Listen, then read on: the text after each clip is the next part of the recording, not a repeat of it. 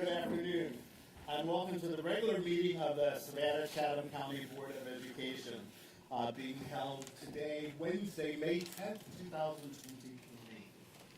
It's our pleasure to welcome those who are present with us here today and those who are watching online. We remind you that as a courtesy, this meeting is being streamed live and can be viewed by visiting www.sccpss.com. I would ask Ms. Olivia Hale-Miller, our board secretary, if this meeting has been advertised in accordance with the requirements of the law, and she assures me that it has. If you'll now stand with me as we welcome our special guests who are here today to sing the national anthem, and we'll remain standing for the Pledge of Allegiance. Mr. Board President, I have the esteemed honor to introduce the singer of today's national anthem, Miss Kimberly Achenbach couldn't be here today. So I have the honor of welcoming Miss Omariana Grant, who is going to sing the national anthem. She's an active member of the advanced chorus and musical theater programs at Beach High School. Not only active in the arts, but also in sports and other programs as well. So I ask now, of course, that you will remain standing for the performance of our national anthem, followed by the Pledge of Allegiance. Ladies and gentlemen, Omariana Grant.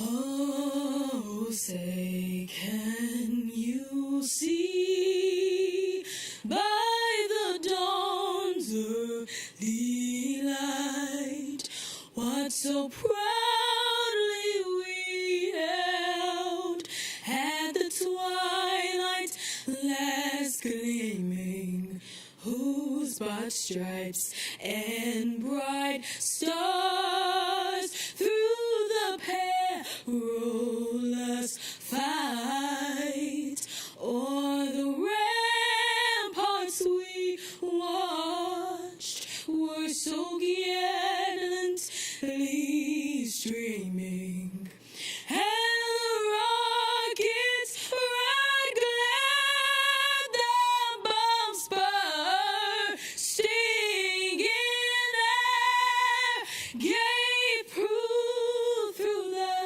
night that our flag was still there.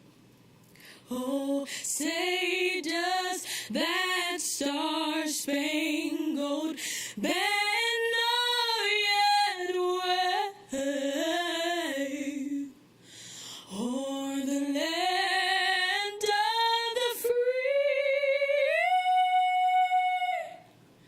and the home of the brave?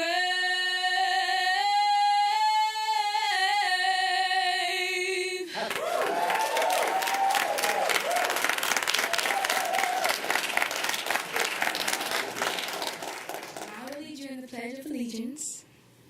I pledge allegiance to the flag of the United States of America and to the republic for which it stands, one nation, under God, indivisible, with liberty and justice for all.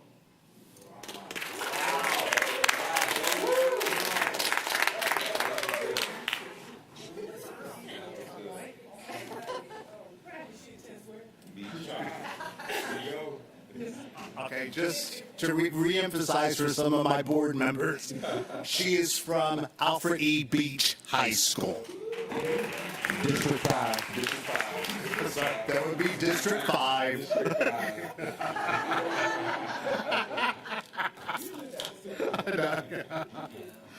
I will accept a motion to approve the agenda. I move to approve the agenda with the following changes. That the agenda be approved with the deletion of item 6.02, Board Policy JS, student fees, fines, and charges for your review. Item 6.04, Board Policy FGC, Bids and Quotations for your review. Item 6.05, Board Policy DJEAC, Purchasing or Credit Card Use for your review. And revisions to Item 6.06, Board Policy GBE and Administrative Regulation GBE-R, Professional Personnel Assignment for your review. Item 8.01, Partnership Update, the Power of Partnerships, and 9.02, to Quarterly eSPLOS Report and Change Order Report. I'll accept a second. Second. Being moved and seconded. All in favor? Aye. Thank you very much. Our announcements. We have, this is very important, we have a public hearing, a board public hearing on the budget. Wednesday, May 17th, here in the Whitney Complex at 6 p.m. Again, a board public hearing on the budget, Wednesday, May 17th, here in the Whitney Building at 6 p.m. And now, from? Yes, where are they?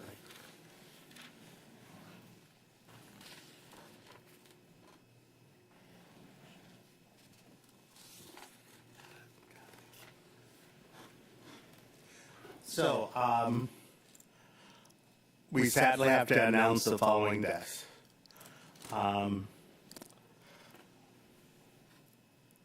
Cordy Wright, Academic Affairs, date of death, April 28th. Dandy Taylor, SPED Transition Specialist from Savannah High, date of death, April 15th. Stacy Bragg, Mathematics from Islands High School, date of death, April 22nd. If we'll all stand for a moment of silence.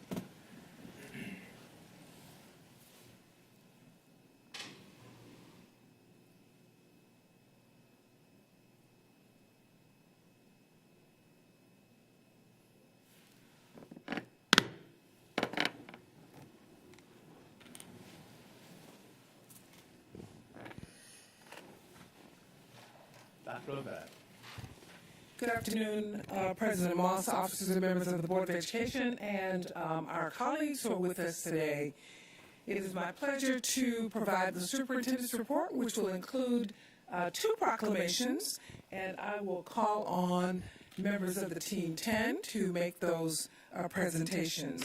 We will start with Teacher Appreciation Week. We have already started that celebration. We started actually last week with recognizing our principals, and this week we have the opportunity to recognize our teachers and our nurses.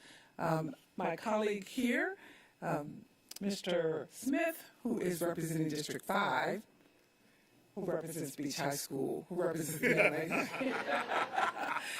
will read our proclamation for National Teacher Appreciation Week. Thank you. To recognize the valuable contributions of our teachers, the Board of Education would like to officially recognize Teacher Appreciation Week that was designated nationally from May 8th through May 12th of 2023. Thus, be it resolved that the following proclamation be adopted. Whereas Savannah-Chatham County Public School teachers make school great, and whereas teachers work to open minds to new ideas, knowledge, and dreams, and whereas teachers keep American democracy alive by laying the foundation for good citizenship. And whereas teachers fill many roles as listeners, explorers, role models, and motivators and mentors.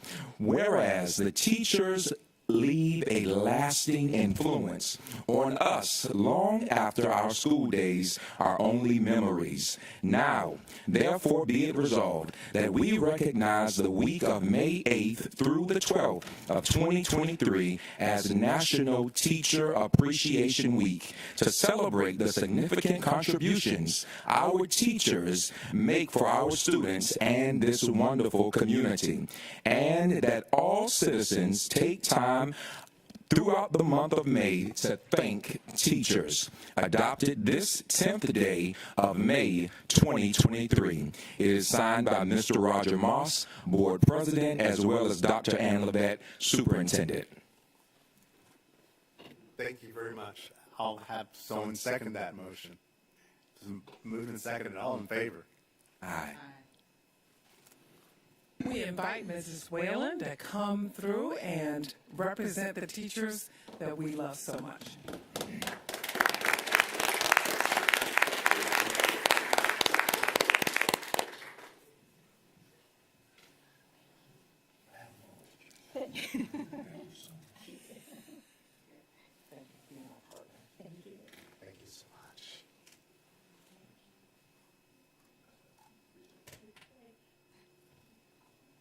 Thank you so much. Thank you again, Mr. Smith, and thank you, Mrs. Whalen, for representing the best of the best. We appreciate your presence and valuable contributions that you and your colleagues make to our students every day.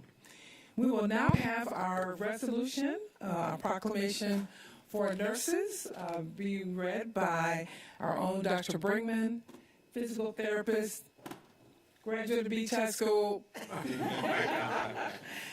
We enjoyed our nurses this morning, had a wonderful reception for them. Thank you for being here to celebrate with us. Dr. Brinkman. It's my honor and privilege as a healthcare provider, but also a board member, to represent our school nurses. School nurses are considered an integral part of the education process, contributing to the well-being of every child to ensure all students achieve success in school. We offer gratitude for school nurses, not just on this National School Nurse Day, but in every opportunity throughout the year. Thus be it resolved that the following proclamation be adopted. Whereas all families deserve to feel confident that their children will be cared for when they are at school, and whereas all students have a right to have their physical and mental health needs safely met while in the school setting, and whereas students today face more complex and life-threatening health problems requiring care in school, and whereas school nurses have served a critical role in improving public health and ensuring students' academic success for more than 120 years, and whereas school nurses are professional nurses that advance the well-being and lifelong achievements of all students by serving on the front lines and providing a critical safety net for our nation's most fragile children, and whereas school nurses act as a liaison to the school community, families, and healthcare providers on behalf of children by promoting wellness and improving health outcomes. And whereas school nurses are members of school-based teams, for example, school health services, 504 and IEP plans, disaster and emergency planning, providing care coordination to address the school population, and whereas school nurses understand the link between health and learning and are in a position to make a positive difference for children every day. Now, therefore, it be resolved that we, along with the National Association of School Nurses, celebrate and acknowledge the accomplishments of school nurses everywhere and their efforts to meet the needs of today's students by providing and advocating for quality, student-centered care, and that we offer gratitude for school nurses, not just on this National School Nurse Day, but in every opportunity throughout the year. Signed, Board President, Mr. Roger Moss, and Superintendent, Dr. M. Ann Levette. I'll accept the second. It's been moved and seconded. All in favor? Aye. We are very proud to welcome our lead nurse, Nurse Wilson, the cluster nurses, and we're going to ask our very own instructional support person of the year, Nurse Sauer, to join them as they come through the horseshoe.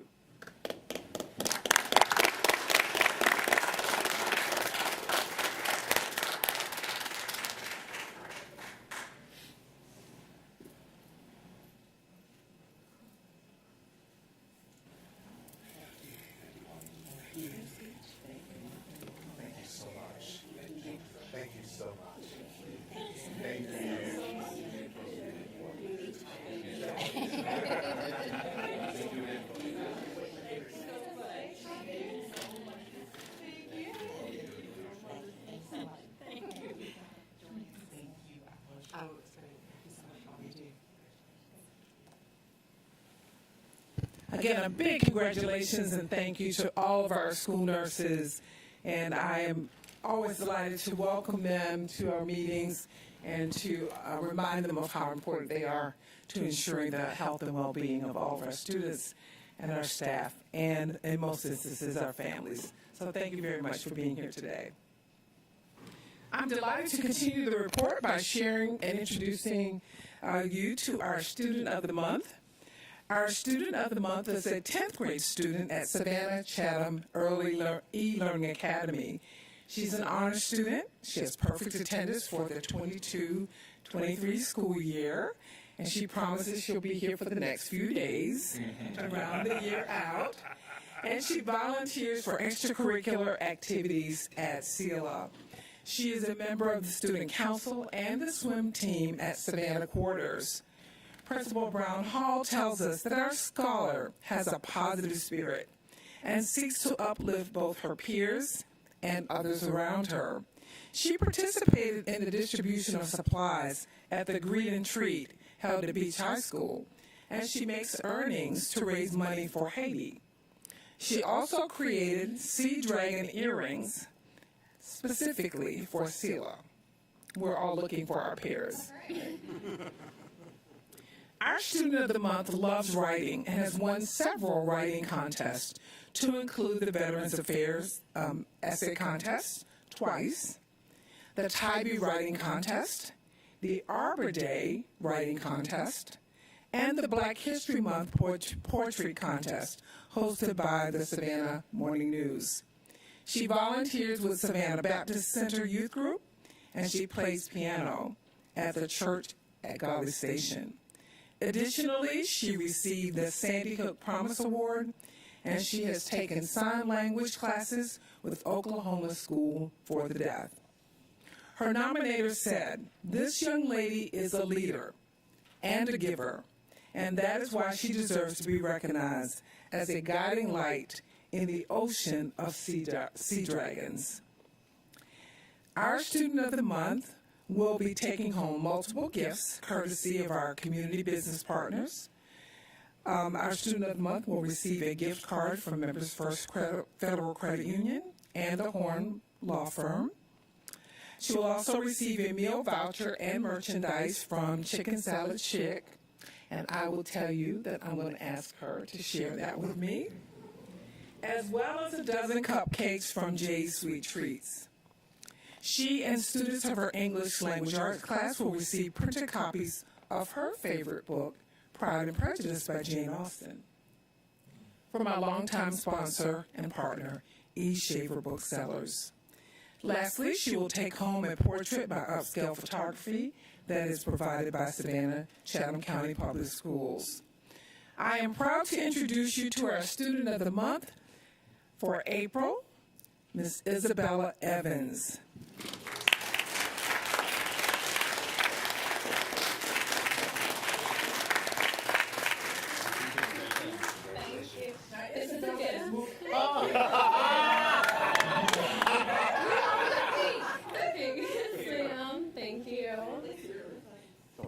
Thank you. Sir. Thank you.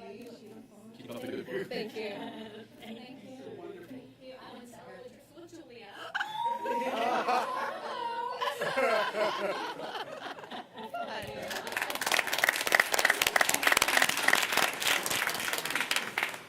Isabella has won my heart already. Isabella is planning to attend Mercer University to major in music or human services. Congratulations, Isabella. We're going to have your family stand up so that we can thank them.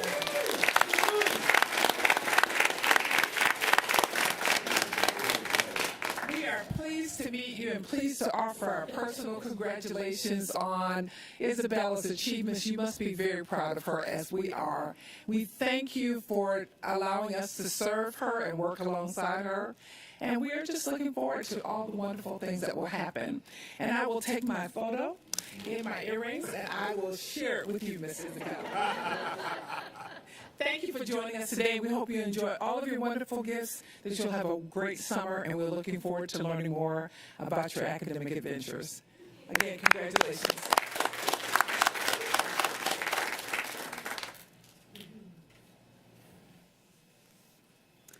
have several other good items to share with you this afternoon.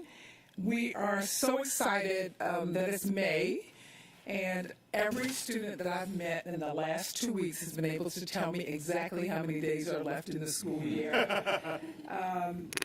So we're going to start with a big congratulations to Moses Alexander McNeil, our behavior intervention specialist at Hubert Middle School. He was named the 2024 Instructional Support Person of the Year at the annual banquet, which was held on Tuesday, April 25th. Each year, we are one of the few districts that recognizes support staff. And this year, as we have in previous years, among those honored were nurses, school resource officers, paraprofessionals, custodians, cafeteria workers, media clerks, counselor clerks, and secretaries. Each school chooses a site-based representative who then competes to be named the district's Instructional Support Person of the Year. Mr. McNeil will join the Superintendent's Professional Senate in school year 23-24, and he will be sitting over in the space where Ms. Sowers is sitting at the moment. We are excited, and thank you all who were able to join us that evening to celebrate in that event. The annual Superintendent's Cup competition, a competition amongst all the JROTC units in Savannah-Chatham County Public Schools, was held Saturday, April 15th. The competitive events include squad drill, color guard, cadet physical fitness challenge, academic testing, marksmanship, and a basketball tournament. Jenkins High School team prevailed for the second consecutive year and was named the winner of the 2022-23 Superintendent's Cup. We wish to congratulate all of our teams, and it was Mr. Moss's first all-unit competition, and he was blown away. He did not leave. He was there the entire day. It is such an enthralling, such a thrilling opportunity to see our students, the best of the best, in competition. That also means the Jenkins team will likely perform again at the convocation for this year. STEM Academy at Bartlett, 7th grader Caleb Williams is the FBLA, Future Business Leaders of America, level champion in the Video Game Challenge competition. He is now moving on to nationals and will be joining the upcoming FBLA National Leadership Conference. We're very proud of his journey and this achievement. The annual Books, Blankets, and Family Fun event was a huge success. As one of the district's signature events, thousands of parents, business partners, and community members came out to celebrate literacy and reading. Celebrity readers from all over the county came to share their love of reading. Thank you to everyone who made the event a huge success. Thank you to those of you who were able to spend part of your Saturday with us on that day.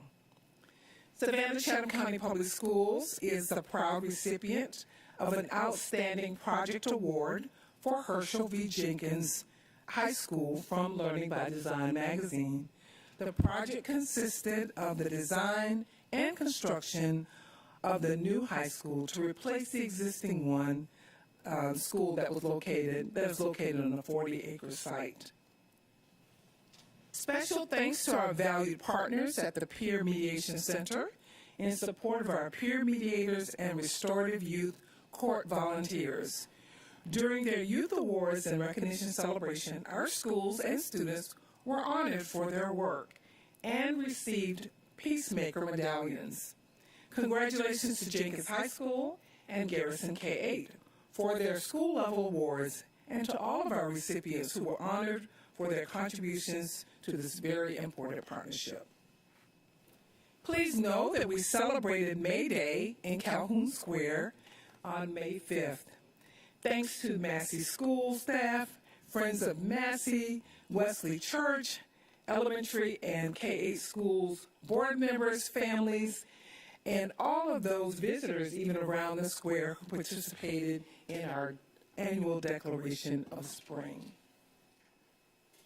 We wish to offer special thanks to Savannah Music Festival for its continuous sponsorship of our Spring Musical Explorers concerts at Trustees Theater. If you have not yet had that experience, we invite you to come and see Joy and Learning in Motion. It is the concert where every little kindergartner, first and second grader enjoys the music, and they are dancing from the time they get there and singing until the time they leave. We wish to thank Savannah Music Festival for its continued support of the Musical Explorers concerts. Mercer Middle School's social studies teacher, Tamika Williams, is this year's Junior Achievement Colonial Group Discovery Center top educator for Junior Achievement's Finance Park. Mrs. Williams will be highlighted on the Junior Achievement Finance Park social media and has been invited to be their guest of honor at the Teacher Appreciation Celebration tomorrow at the center. Congratulations to Ms. Williams. The Savannah College of Art and Design unveiled the most recent Paint Our Parks art initiative at Hodge Elementary. The initiative was envisioned by SCAD President Paula Wallace and focuses on serving the citizens of Savannah and Atlanta through SCAD's supremely talented network of students and alumni. More than 100 SCAD-served students, faculty, and staff volunteered. We wish to thank our Hodge Elementary students who served as models for this great work on their campus. And we wish to thank our friends and partners at SCAD for their continued support. We invite you to go over to the Hodge campus and view that beautiful work that was done by the SCAD faculty and volunteers. We'd like to offer special congratulations to teacher specialist for K-5 Social Studies, Tamika Courtney McClinton. Ms. McClinton has been selected as one of only 30 educators nationwide to participate in the 2023 White House History Teacher Institute. We're very excited for her participation in that. Woodville Tompkins High School students Tanner Outen took first place at the Excel South Georgia Welding Competition on April 20th. Tanner is an intern at JCB and a senior in the Work-Based Learning Program at Woodville Tompkins. We're very excited for what he's been able to do, and we think he will join those other graduates of the welding program at Woodville who are now also employed at JCB and have moved to the level of master welder. We expect the same thing for him. 35 elementary students from Garrison, K-8, Hodge Elementary, Jacob D. Smith, and New Hampstead K-8 were among more than 300 Georgia students who participated in the 6th annual Georgia College Primary and Elementary Division Science and Engineering Fair in Millersville, Georgia on March 9th for students across the state in grades K through 5. 21 of those 35 SCCPSS students placed either first, second, or third at the state level in the state competition. The American College Application Campaign recognized Johnson High School as a 2022 School of Excellence for increasing the number of first-generation students pursuing higher education. Johnson is one of the 23 students in the nation and the only state in Georgia to be recognized with this exemplary award. Please join me also in congratulating Woodville Tompkins seniors Jordan Haskell and Makai West, who were named as the 2023 Gates Millennium Scholars. Gates Scholars receive funding for the full cost of their undergraduate tuition. Only 300 students are selected each year. Well done, and it's a repeat for the Woodville Nation. They have repeatedly produced those Gates Millennium Scholars, and we are very happy to acknowledge Jordan and Makai today. Mercer Middle School is the winner of the Georgia Council on Economic Education Spring 2023 Stock Market Game for our congressional district. Mercer's 7th grade team, consisting of scholars Allison Suarez Hernandez, Emma Ramirez Ramirez, and William Perez Serrato achieved the highest portfolio equity of all middle schools competing. From their initial investment amount of $100,000, their portfolio gained a positive return of 7.5% above S&P 500 growth. These scholars will be recognized at an award luncheon in Atlanta. And I would suggest that we consider adding them to the budget of the Finance Committee. Finally, thanks to Educate Chatham Foundation for its support of our celebrations and recognitions of our nurses today and our social workers last month. We look forward to their continued support as they will also sponsor our Inspirational Educator Awards that we conduct or we present annually during our high school graduations. There is so much more to report. I will ask now that our professional Senate report be presented to you in summary by Mrs. Whalen and Nurse Sowers. Yeah, our final Superintendent's Professional Senate meeting was held at Jenkins High School April 18th with our annual Q&A session with board members. Thank you to the 4 board members who were able to attend: Ms. Cornelia Hall, Ms. Denise Grabowski, Mr. David Bringman, and Roger Moss. Thank you for attending. We did have discussions surrounding budget and how that impacts employee raises. We did receive an update on the superintendent search, and discussion was held around ways that we can improve handling behavioral issues in the classroom.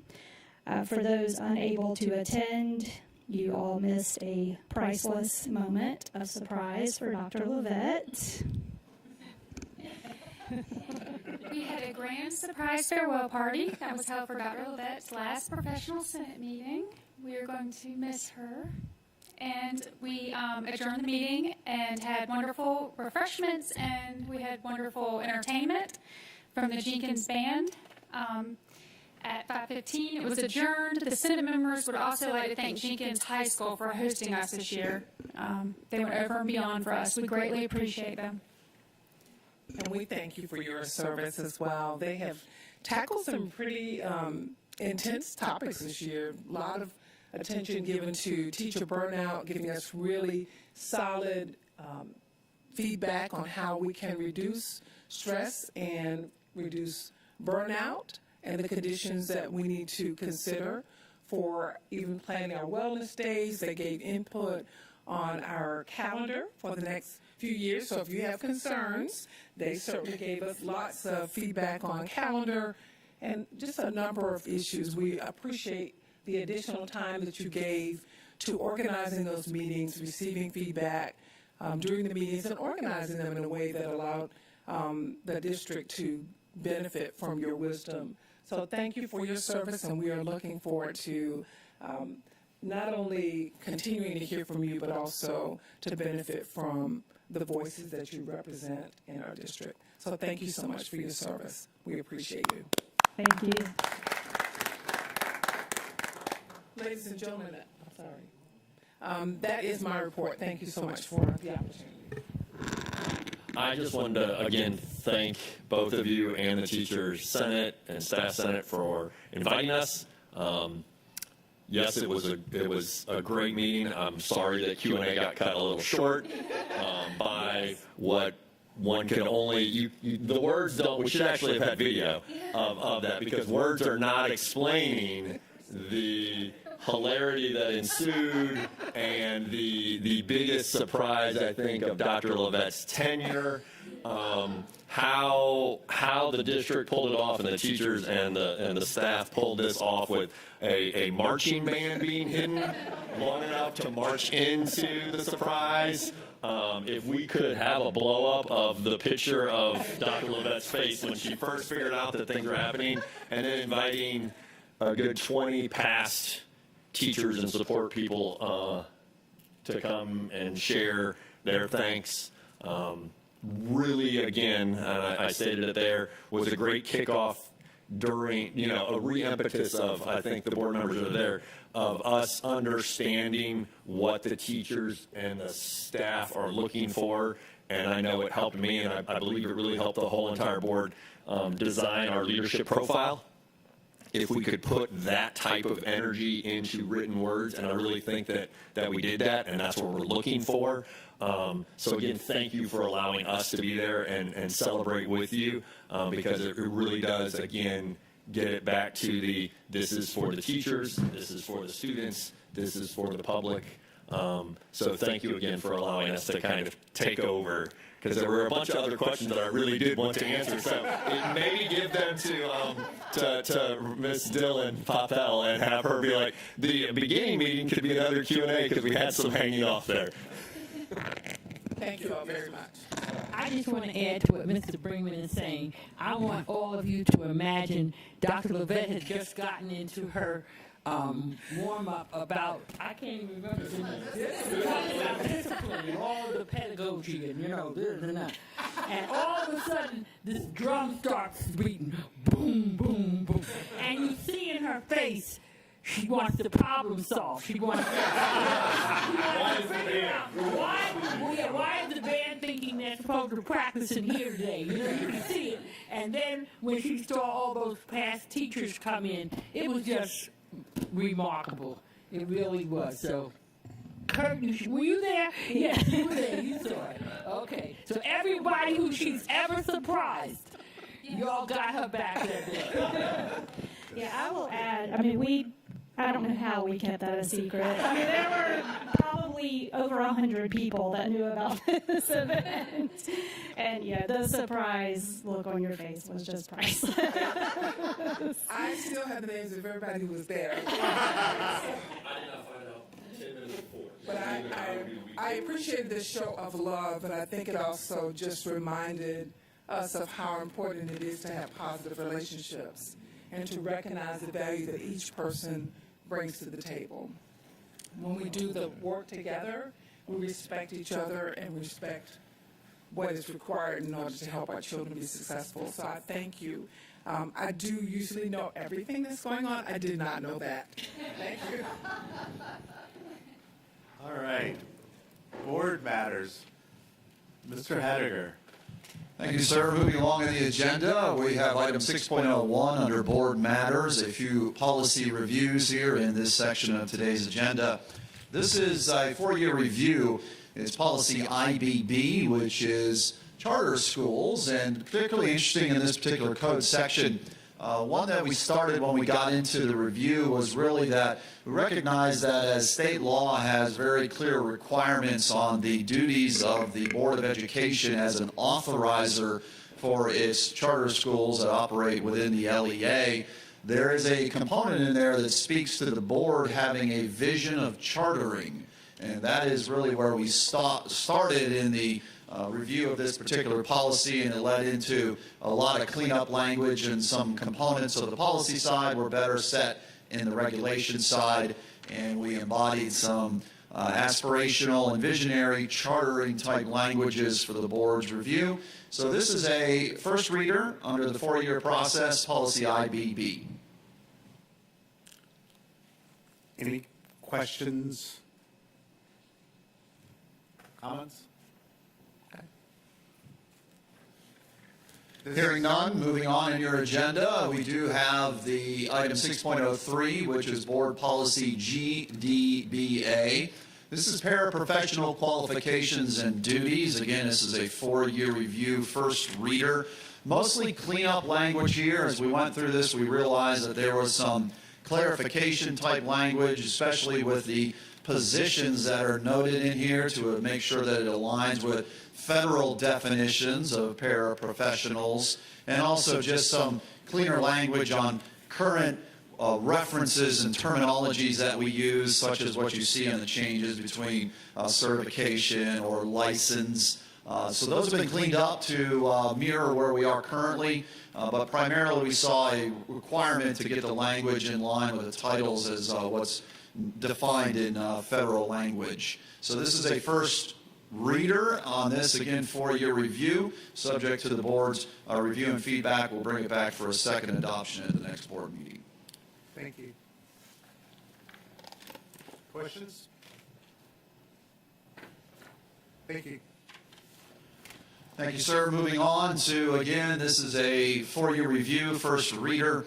Well, actually, let me clarify that in a sense. We don't really have any policy modifications here. So we do, subject to if there are any further changes by the board, we will ask that the board do a test that we have completed the four-year policy review. However, there were some modifications on the regulation side. And again, this is under the personnel assignment.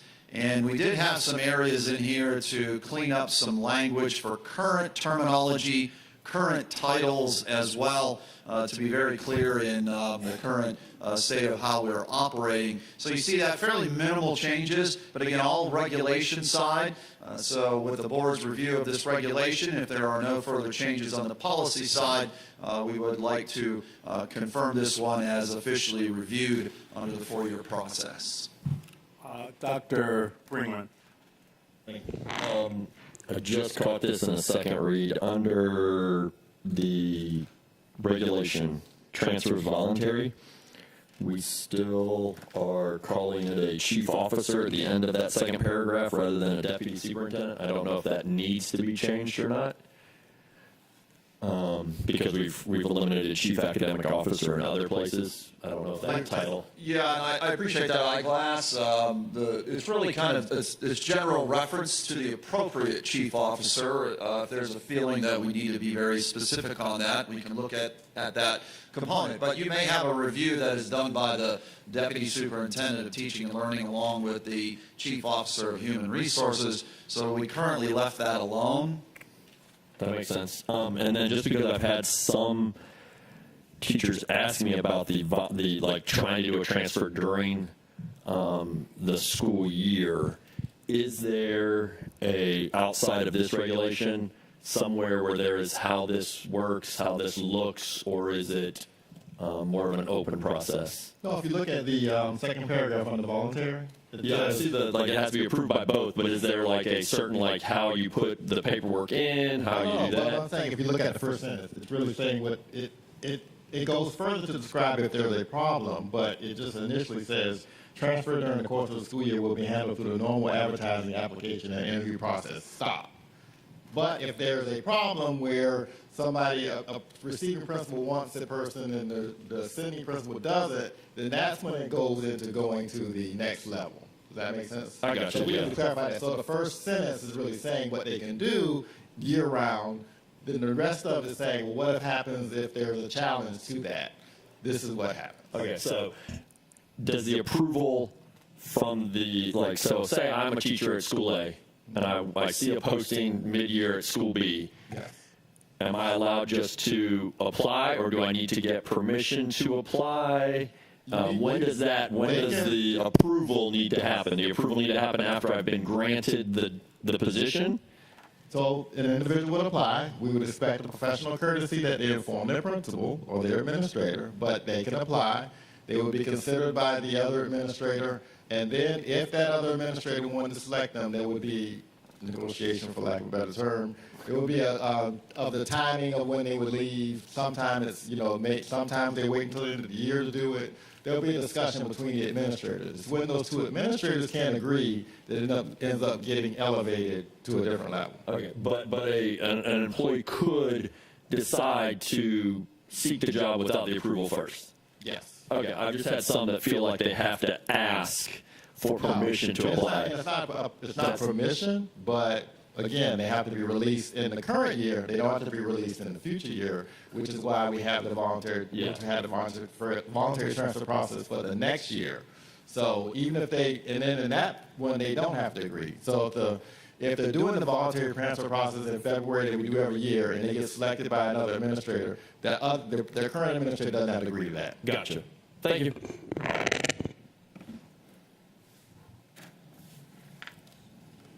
Subject to no further comments.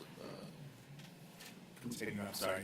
That would complete the policies that we have slated for the board's review today under board matters. And as I indicated, the one that will come back to you for second readers is going to be the policy IBB and the paraprofessional qualifications. We'll bring that back for second reading in June. Thank you very much. Okay, I will accept a motion to approve our consent agenda. I move that we approve our consent agenda. Been moved and seconded. Any discussion? Okay. All in favor?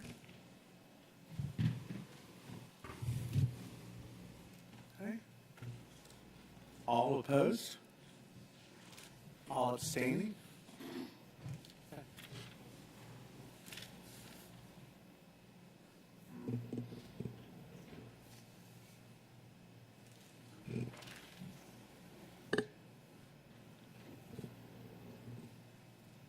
We are none of us. Okay.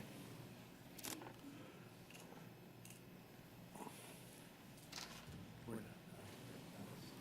No, those stay.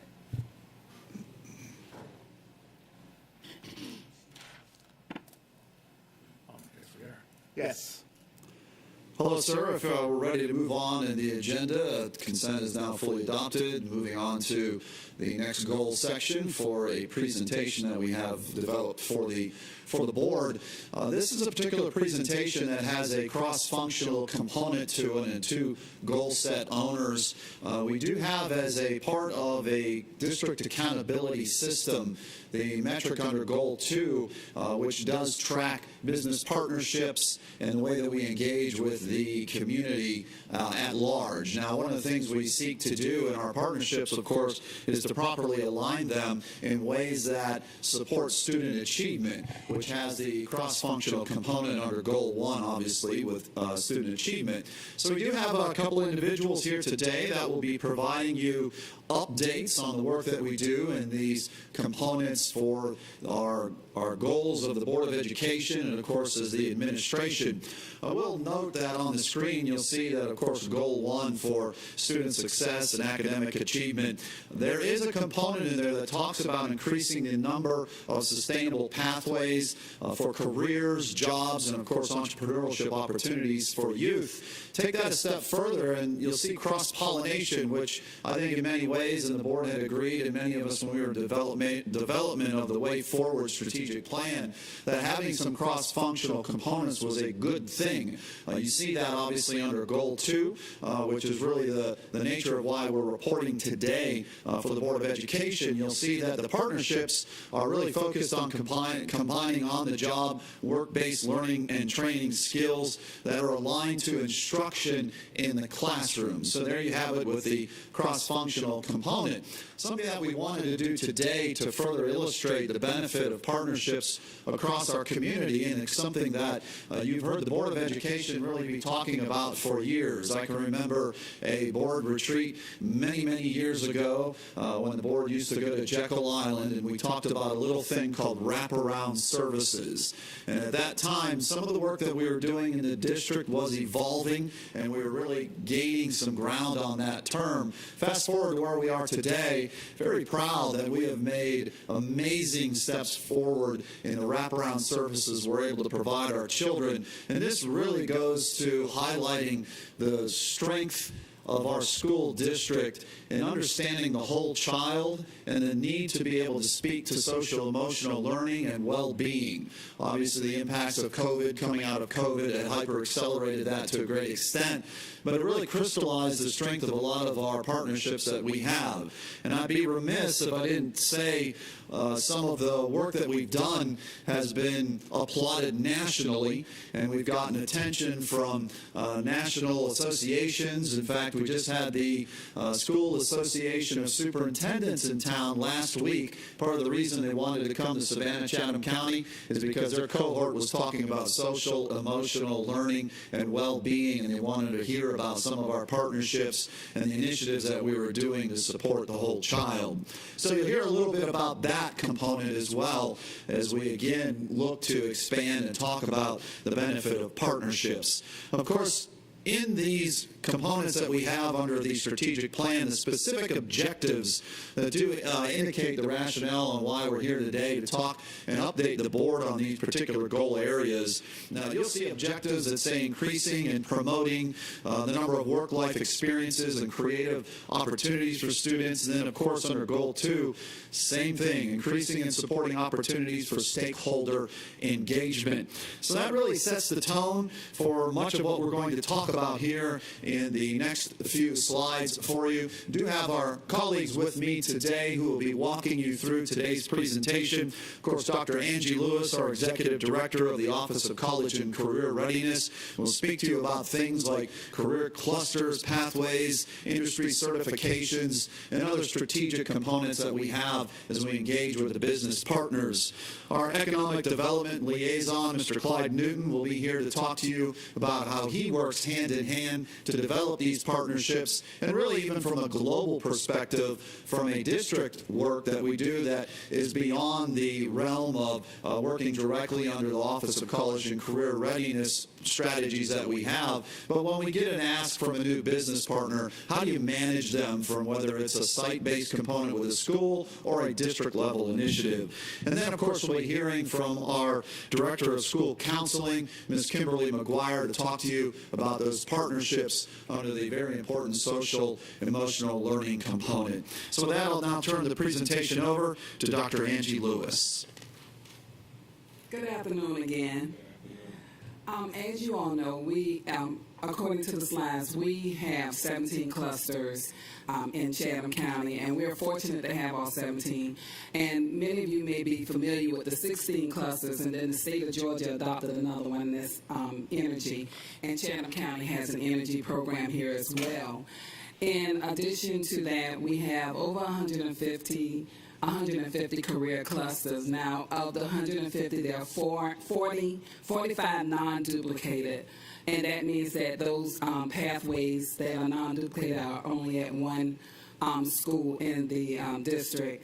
And then we also have 9 industry-certified schools, high schools. That means that there are programs in our school that are industry-certified through the state of Georgia. That means that we have a stamp of excellence on our programs, that we work with business partners, and we train our students as we would with industry and industry guidelines.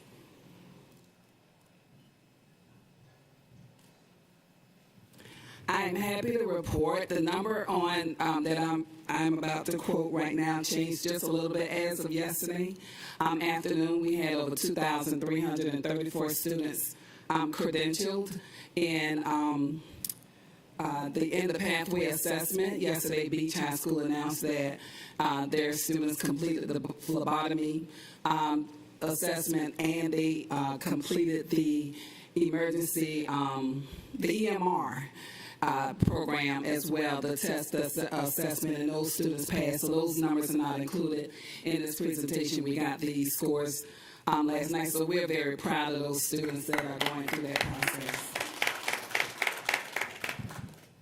Right now, we have about 918 students that participate in work-based learning. Our business partners have been very helpful and very strategic in helping us hire our students and train our students. And I did want to say one thing. Dr. Levette mentioned Tanner earlier. Tanner is now working at JCB, and he competed through JCB with the school district, and he did an excellent job. And the one thing his instructor with Woolville wanted me to know, he competed against college students and did well. He was number one in the in this area, so, and we're very proud of that. Also, when we are speaking of dual enrollment, our students are doing extremely well in dual enrollment courses. We have over 965 students. Explorer Post is another program that we have. We do it, and that's in conjunction with the Boy Scouts of America, and those students learn about medical engineering, public safety, as well as welding. We have a Explorer Post program at Beach High School and the medical program as well, as well with Woodville Tompkins. Those students that go through that year process They get to work with doctors, work with lawyers, work with engineers. They get to see what they're doing. They have hands-on. And I had the privilege of attending the graduation last week, and those students did very well. And those are students that want to go on to continue in the medical profession. Right now, we have about 235 students that are participating in internships. The internships can be paid. Most of them are paid. We try to get them paid because we want business partners to understand that when students are being paid, they learn how to manage their money, but also young people now always say, I know my value. They're not like us. When I was their age, we would work for free just to get the experience. But we're doing extremely well with our internships as well. Also, under the industry credentials, what they call it now at the state level is the credential value.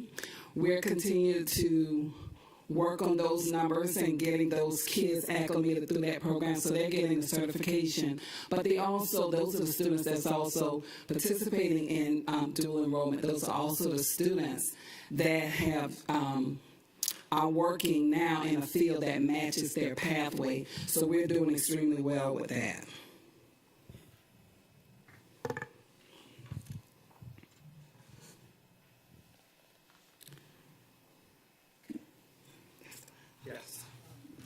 Dr. Lewis, Yes. we talk a lot about industry certification without really a clear explanation of what industry certification is.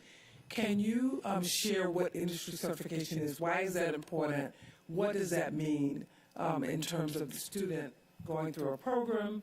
What does it mean for the program to be industry certified? And what does it mean for the students to earn the certification from that industry?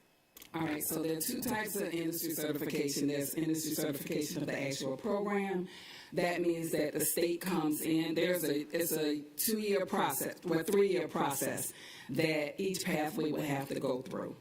And so business and industry come in. We have our advisory board. They come in, they see what we are teaching. They work with the students. They work with the teachers. They're making sure that what the kids are learning in the classroom matches industry.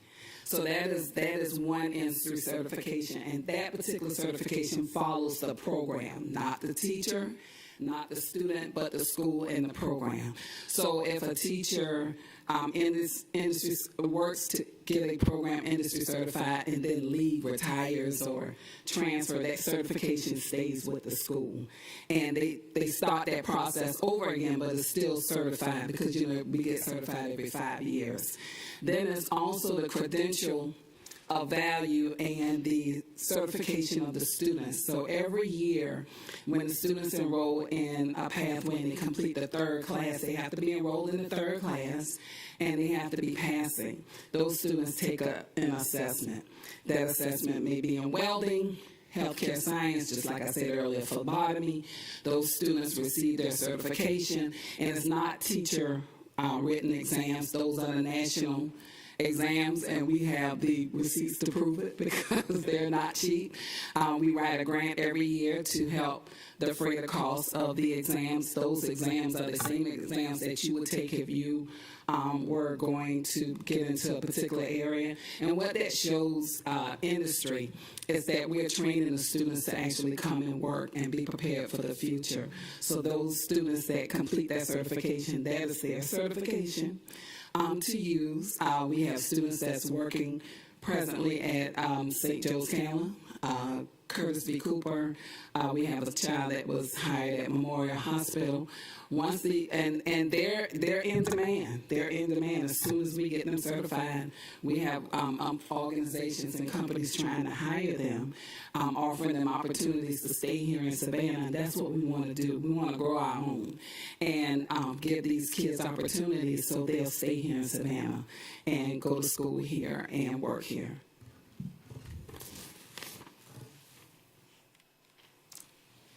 Good afternoon.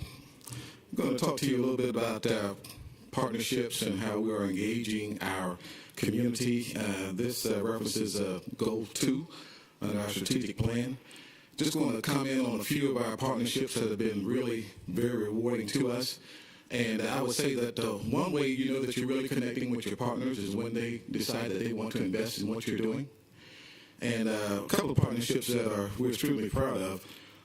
With hospitality, the Kessler Group, Kessler Collection, they invested $250,000 in hospitality labs at Woodville Tompkins. And talking real dollars, not bitcoins. We're talking real money here. And they decided that these labs would enable them to not only train their people, but be a good training resource for our students that are interested in pursuing careers in hospitality. So we're very fortunate to have that investment. We also have an investment from $500,000 from Gulfstream. Now, that's $500,000. That's real money. And we already have the money. The checks have been deposited. They are investing this in us and our students so that we can support their aviation maintenance needs. They're investing today so that they will realize a benefit in the future. And one more, along with business partner investment, Georgia Ports Authority. They made a $200,000 investment in scholars that were 20 months ago wearing pull-ups. We have an early learning center at Formey where Georgia Ports Authority realized the importance of nurturing and developing a child from early ages. So they invested $200,000 for a soft place area inside of the gym at Formey. So we are really connecting with our business partner, and we're proud of these achievements that we have. On the topic of market knowledge, how are we getting information about what's going on in our community? A couple of things I want to touch base on. I'll start first with Connection to Careers. We have a Connection to Careers video series where we have engaged our local business and industry partners, and we've interviewed them right here in this horseshoe with our colleague, Ms. Sheila Blanco, to interview them to find out what it is they offer in the way of jobs, salaries, benefits, so that our students may have this information. And if the students or the parents want to learn no more about this business, they could just go to our website and click on the video and become abreast of what's going on as far as these dozen companies that we have. And we're going to grow that video series even more. Economic Development for Educators course. Almost 4 years ago, under the auspices of Dr. Levette, we created the Economic Development for Educators course along with our partners at CETA. Folks at CETA, they do data analysis and they watch what's coming to our area, and they know what companies are expanding, what companies will want to locate here, and they provide us first-hand information about what is actually going on in the community. We get the pulse of the community from them. That partnership has enabled us to get administrators and primarily teachers and school counselors into a 3-day course that they provide over a 6-month period where we go to their facility and they educate us on economic development. And then we also have panel discussions with local business and industry employers. And it's been a good class. In fact, we've got some of our administrators who are alumni of that class. And we have several more that are trying to get into the class. But it really gives an opportunity for us to find out from the people that determine how our city and our region is going to grow economically, and what our role as educators are in that process. And some of the takeaways and why this course was created, because we wanted to strengthen and grow the relationships between our school district and local employers, with the goal of opening lines of communication and laying the groundwork for meaningful and mutually beneficial relationships. It is also an opportunity for lesser-known companies to be showcased and for us to get an understanding of who they are and what they do. There are a lot of good organizations, good companies. They're not well known because they're small. And as we all know, small business fuels the economy in our country. Another Another reason why this course was created was to provide experiential learning that allows educators to better understand their role in economic development and the opportunities available for students who work for local employers. And we also want to improve the local workforce pipeline by ensuring that those who have direct access to the students, principals, teachers, and counselors understands the needs of employers and opportunities available for students before and after graduation. There's a couple more items along this line. We try to focus on where the opportunities are through activities that we have, like the Kids Bids Career Fair, and that's where we bring in all of our 3rd and 5th graders to one area. Had been Savannah Mall, but we had to change, and I don't know where Dr. Lewis is going to put it next year. I don't think she does either. But it takes a lot of patience and planning to bring in all your 3rd and 5th graders to educate them about careers in the future. We also have 2 job fairs for our sophomores, juniors, and seniors who are thinking about employment right after high school. We have at least 50 or 60 employers that are present that will come and interview our kids, and I have to admit, a lot of them come dressed for success. They are very impressive, and I think they get it. They get what's required to move on beyond high school.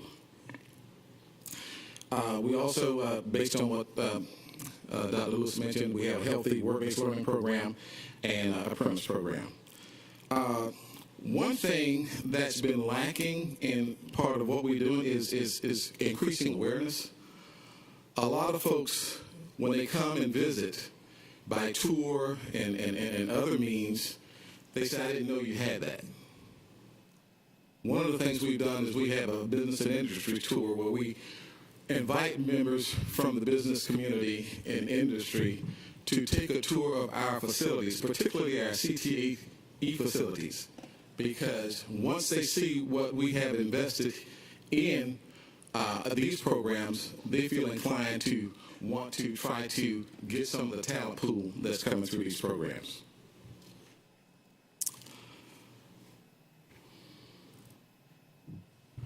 I will turn this over to Dr. Lewis again. Question? Yes. This morning at our budget workshop and our informal session, we were talking about partnerships, and we need about 8 good partners ready to fund our pre-K classrooms at about $200,000 per year. So if we could please give you that challenge. Okay. How soon do you want that, ma'am? We have, how many were there? 268 children who want to be in pre-K, who can't right now because we don't have the funding for them. Okay. So, of course, they're growing every day, so the sooner the better. So we'll give you that challenge, and we're willing to help you. I mean, everybody I see who I think might have $200,000. Well, I don't mind asking, but... Per year now. That's per year. We say, 3 years, and we try to do it out 3 years. But we have a lot of contractors who make a lot of money through this school district. So that might be a place, for us to start. Okay. Thank you for that lead. Okay. Anyone else?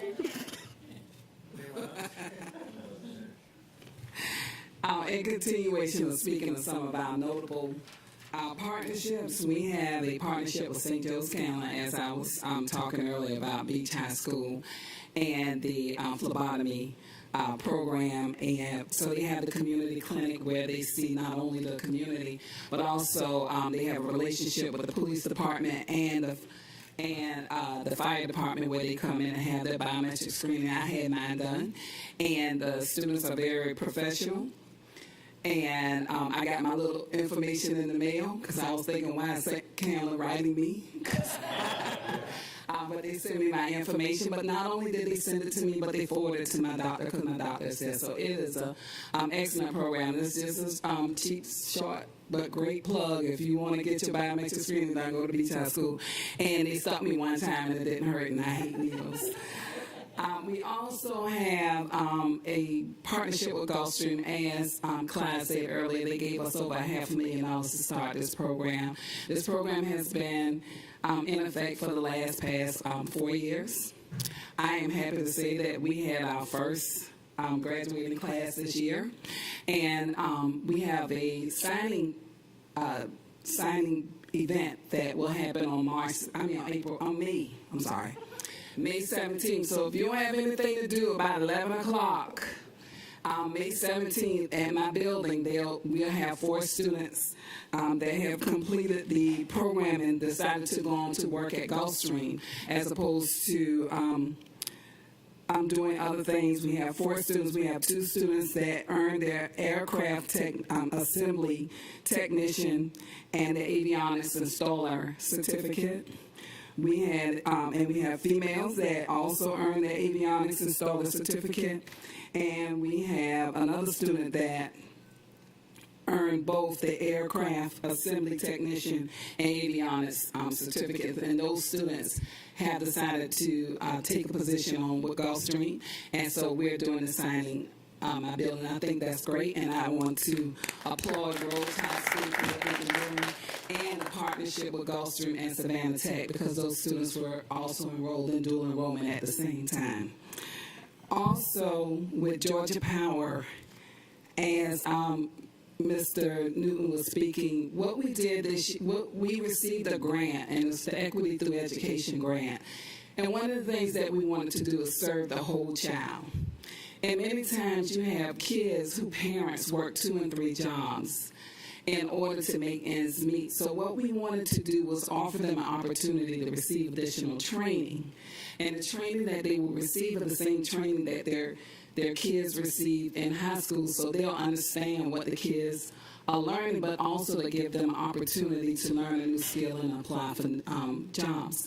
So we started the upskilling and reskilling program we call LEAP, and LEAP stands for Leading by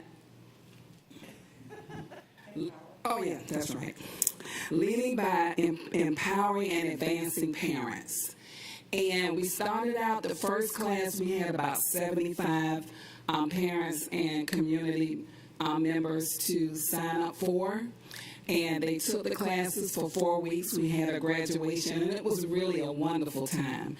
And so one of the things that they asked for us to do it again, because we were going to wait and start it at the beginning of the school year, but because the demand was so great, and we did have additional funding to do it, we decided to hold another session. In this session, we have about 97 parents that have applied for it. And some of the classes that they're taking is welding, and they'll get OSHA certified, carpentry and electrical, CDL training, basic computers. We also have an English to Spanish and Spanish to English class. That's our biggest class. We had to split the class because we tried to keep between 15 and 20 people. So we had to split that class. That's a huge class, and it's a very successful class. So we have those particular partnerships going on. We are very grateful to Gulfstream with helping with that. So it's not only the LEAP program, but the 3-year-old program that we have at Gould, and then the future one that we'll have at Formy. And we are definitely looking for other business partners to help grow those programs. We also have a partnership with Members First Credit Union. I'm sure you all know Ashley. Ashley has been here a while. And we have a student-run credit union. It's a full credit union. So you can go there and become a member and borrow money, deposit money, and work with the students, and they're learning. Every day we have 2 students there now. They're getting ready to hire 2 more students. So it's a wonderful partnership, and they're also learning how to manage their money. And it's a great program. They work with the students at Woodville, but the credit union is open to all employees and the students in the district.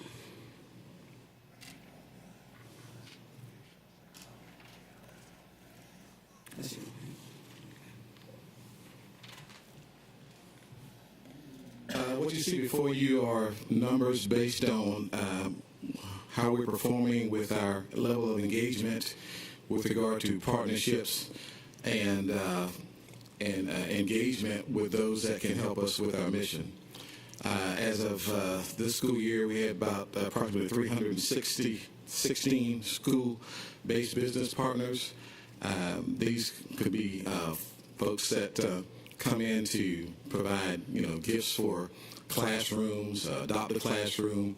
There's a variety of things that folks can do. We have 65 district business partners through our Office of College and Career Readiness. Dr.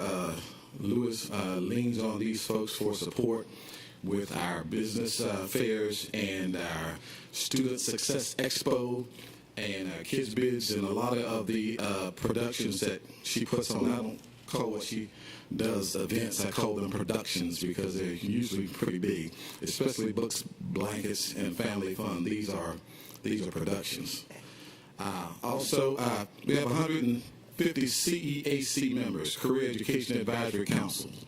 These are people in business and industry that come to connect with educators so they can find out what's being taught in the classroom and how they can share what's being done on the job site. So these folks help us provide relevance to the students. So we're teaching you this because if you get a job at JCB, you're going to need this. If you get a job at St. Joe County, you're going to need this. So having these business partners helps us to provide relevance to why we're teaching what we're teaching to our students. And we just recently revamped our volunteer program. It's called Vista now. Some of you remember Operation Beacon, but we have Vista now. Volunteers in schools targeting achievement. So, and as of right now, we have about a little bit of 5,600 registered volunteers. And what we're doing is getting recognition. Through our engagement with CETA and our business partner, we are one of 10 school districts that received the Economic Development Partnership designation from the Georgia Department of Education. And this is a pretty significant milestone because they had some rigorous criteria, and at the end, we were successful and we received a monetary grant from Georgia Power for $2,500 for having gone through this process so that we can use those funds to continue economic development activities. And in order to get this award, we had to have a solid pathway alignment to make sure that the things we're teaching in our classrooms align with what business and industry needs. We had to have industry certifications, as Dr. Lewis mentioned, and we had to have a culture of economic development. So that partnership with CETA really helps to enhance that as well. And now I'll turn it over to Ms. McGuire. Thank you and good afternoon. I'm proud here to talk about something we've already recognized our school nurses. This semester you recognized our school counselors and our school social workers. Last year, about this same time, we had an idea to bring in a wellness center component based on all of the data and everything that we were seeing from the COVID-19 pandemic. And so as we look at that, our wellness center, which has 2 counselors who are licensed professional counselors, and then we also have a certified health educator who also works there, who has a master's in social work. That wellness center seeks to assist in conducting wellness or mental health assessments for students, faculty, and staff. They also provide resources and support, as well as strategies that support wholeness and wellness. They also utilize, you may have seen our social media accounts. We have Instagram and Facebook accounts where we publish wellness tips and strategies. With this being Mental Health Awareness Month, we've had several posts related to that. Through our Wellness Center, we actually operate the SOS program, which is known as Supporting Our Students. That's one of the places where our school counselors, while they focus on those academic, career, and social emotional needs, they do not provide intensive therapy. It's more brief solution focus to help the student get back in the classroom. Through this SOS program, they can actually receive some of those therapeutic services free of charge, which we're able to do through our American Rescue Plan grant funds. We've also done professional development for staff. Many of you have heard about Wellness Learning Day. And with our partners, we were able to increase from last year only having 35 sessions to actually having over 70 sessions this year, collaborating with organizations such as Savannah Tech, Healthy Savannah, Chatham County Safety Net, Revive Day Spa, St. Joseph's Candler African American Health Information Resource Center, as well as the community clinic at Beach. They were also a part of that Wellness Learning Day event. We do individual consultations for our staff to help connect them with EAP services or other resources in the area. Because when you think about wellness and you think about health, there are several components to that. It's not just stress management and things of that nature, but there's also a financial component, also physical health, several different dynamics that go into that. We also have provided crisis support when needed, and then we are also helping to supervise the next group or our next generation of counselors, and then we've had 2 social work students in our collaboration with Savannah State as well as with Georgia Southern. Through our funds, with the American Rescue Plan Act, we were able to provide break boxes to all of our schools, and if you're not familiar with a break box, those kits have items in there that help students if they are experiencing ADHD or experiencing instances of stress. There are materials there that our counselors can use. We've also, this year, for the first time in a long time, we're able to send some of our counselors to the American School Counselor Association Conference so that they can get additional training. Our counselors from the Wellness Center have been able to attend trainings as well. And with the groups that you see here, we are collaborating with them on a regular basis. You'll notice Apex, they offer some of those therapeutic clinical mental health services in our schools, collaborating with families. You're more than familiar with the Curtis B. Cooper Health Center, which provides those behavioral health services, but also they do assessments, health assessments for our students. Chatham Safety Net has come in and done workshops for our staff on various topics. And we're also in the process of collaborating to actually have some of our school counselors go through the process of becoming licensed professional counselors so that, again, we can expand those services through the Wellness Center to offer more therapeutic services. So all of this is done because of our collaboration with our community partners. I want to thank the team for bringing you lots of information here today. I'd also like to take an opportunity to thank the board for giving us a little extended time to tell you about the many partnerships and things that we're doing here across the district. This is something that will normally happen in an informal session, but we had so much to talk about today in the informal that we had the opportunity here today. So thank you very much for your time and your listening to us as we not only brag a little bit about the great things we're doing here in the district, but try to connect it for you to the why behind it. And Ms. Hall, you hit it right on the head. One of the reasons that we have an economic development liaison is to bridge that gap and hit on those structural goals of the school district that goes back to the real reason why we're here, the academic success of our children and the 37,000 that we serve. And it is the full spectrum from the pre-K babies all the way to those 12th graders that are about to walk the stage here this month. So exciting for all of us. So on the screen, very quickly, we are looking forward. Obviously, we want to have a greater establishment of priority levels for partnerships and our categorical work that we do. We'll be using the data you saw here today and some of those numbers as baselines. One thing I'm very excited about is defining partnership bases by market segmentation and trying to align that on a geo-targeted approach, definitely determined by our schools in a very definite, strategic, and thoughtful manner. And, of course, align segments through district needs, such as like Ms. Hall did for us right here at this very meeting. This is an example of why partnerships matter. A new partner that we have with Step 1 Automotive. Well, guess what? They provided $3,000 to one of our classroom teachers. That may seem like a simple thing, and where does it go to putting people in jobs in the workforce? But you know what? Going to the morale of our educators and the work that they do day in and day out and finding ways to recognize them is a critical component of an agency of our size and the success really of any agency, especially the success of our agency, where 85% of our annual budget is made up of people. So we thank Step 1 Automotive for this little special gift that they provided this classroom educator. We know that she'll put it to great work in the halls of A.B. Williams.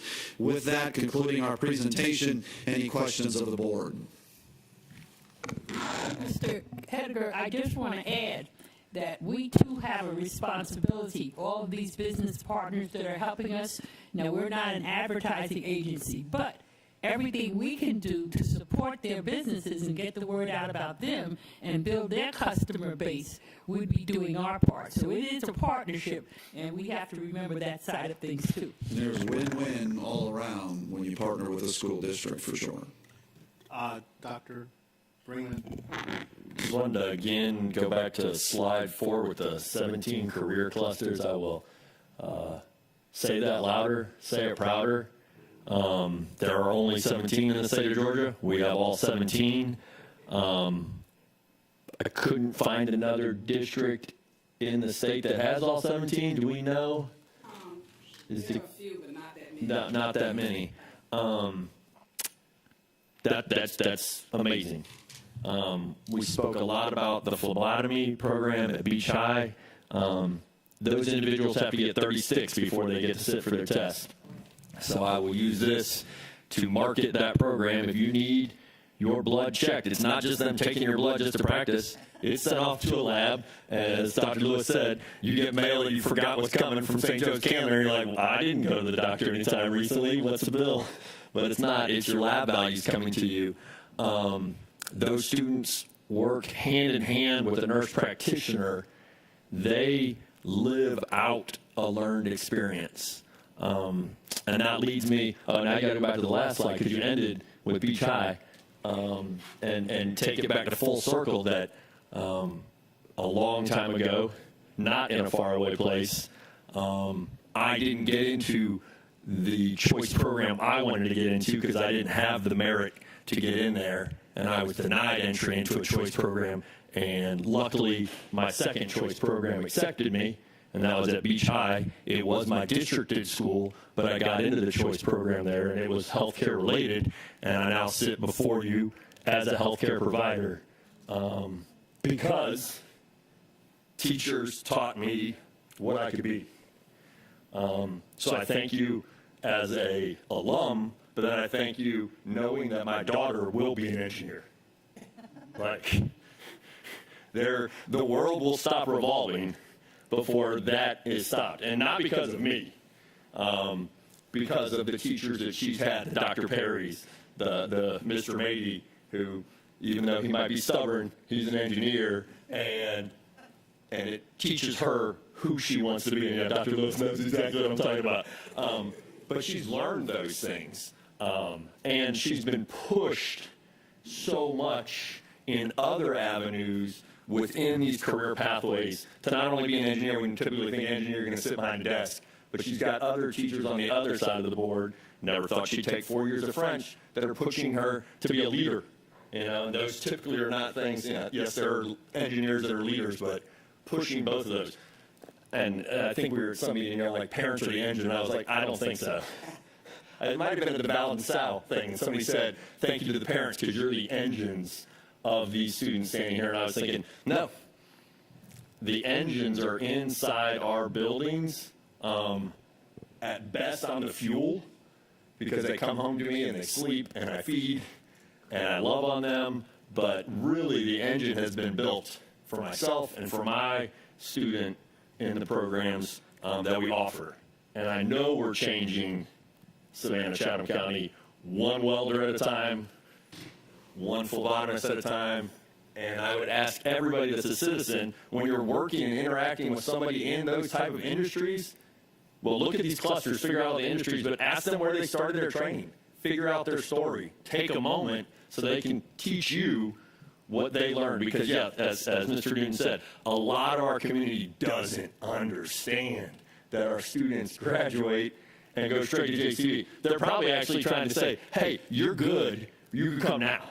And we're like, no, graduate. Because I'm sure that they're at that level before they need to walk across the stage. So I can't applaud you enough. Thank you for having all these choices and not just at one school. It's across, it's spread out. And as Ms. Hall said earlier today, let's keep spreading it. Let's get it deeper so that we can have these excellent opportunities at every school across the district. Thank you. Dr. Howard Hall. Just very quickly, thank you for everything. Thank you for your presentation. And this is really the blueprint of the 4 E's: enroll, enlist, employ, and entrepreneurship. Thank you so much.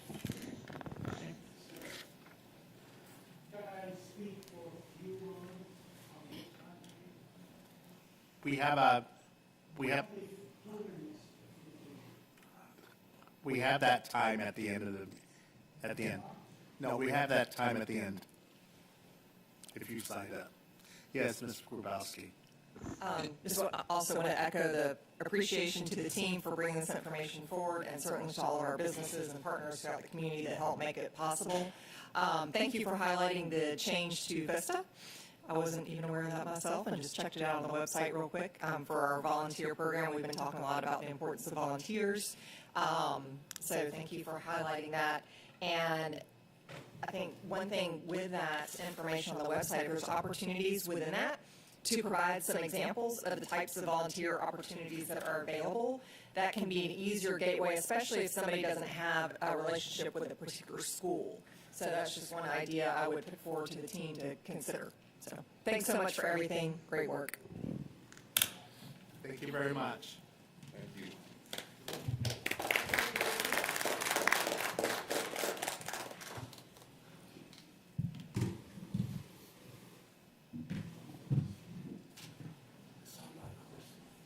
And now Mr. Jackson with the financials.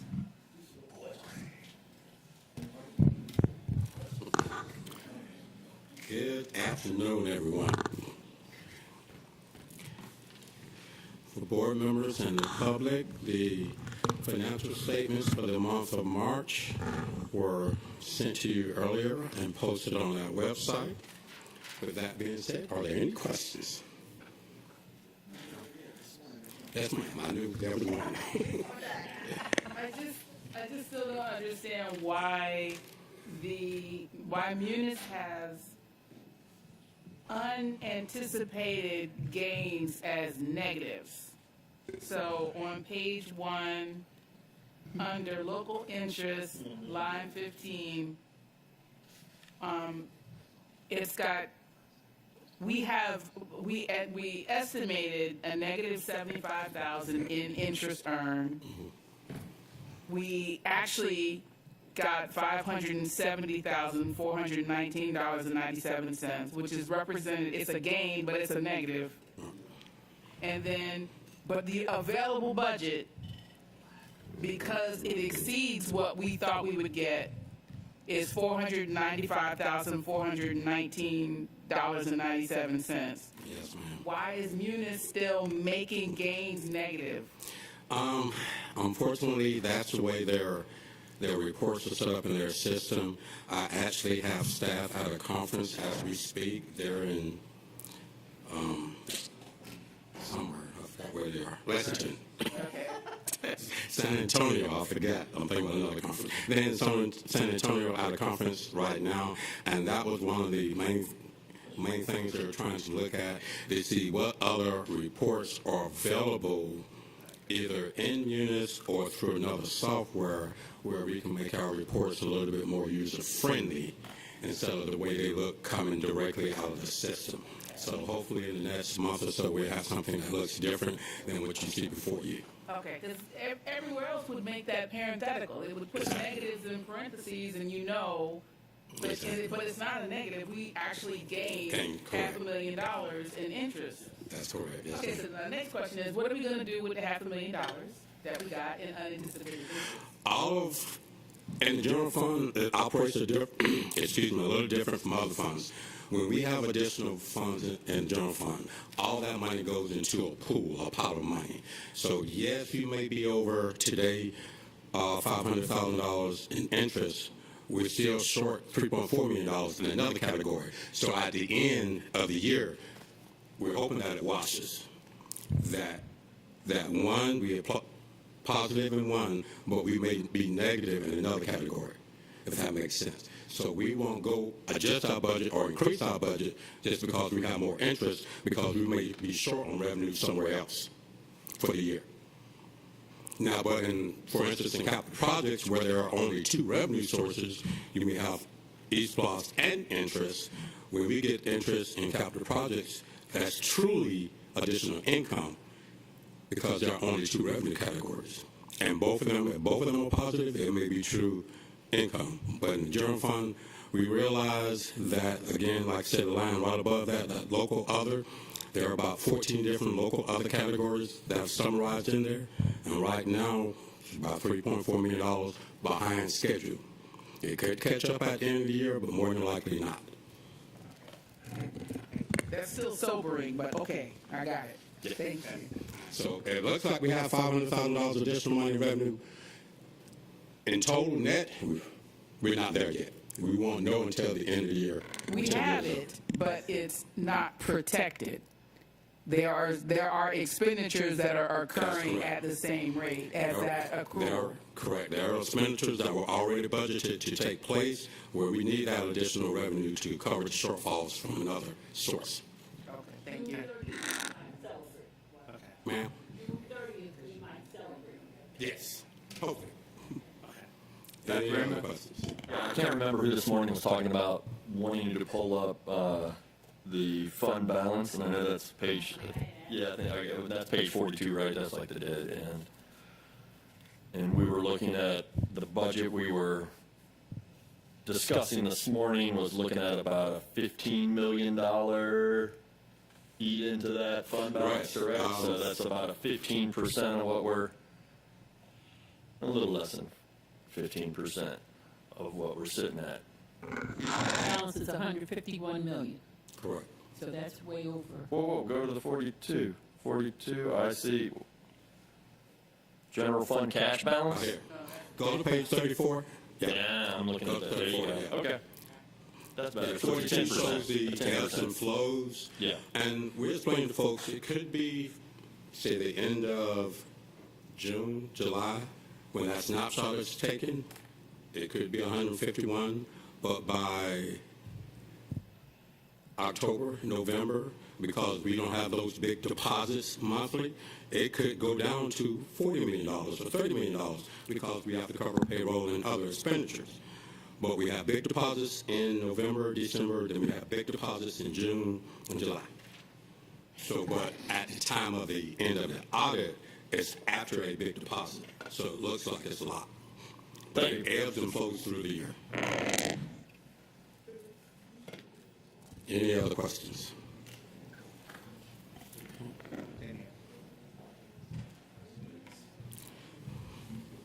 We still doing a change order. No, it was mentioned. Was it pulled or was it pulled?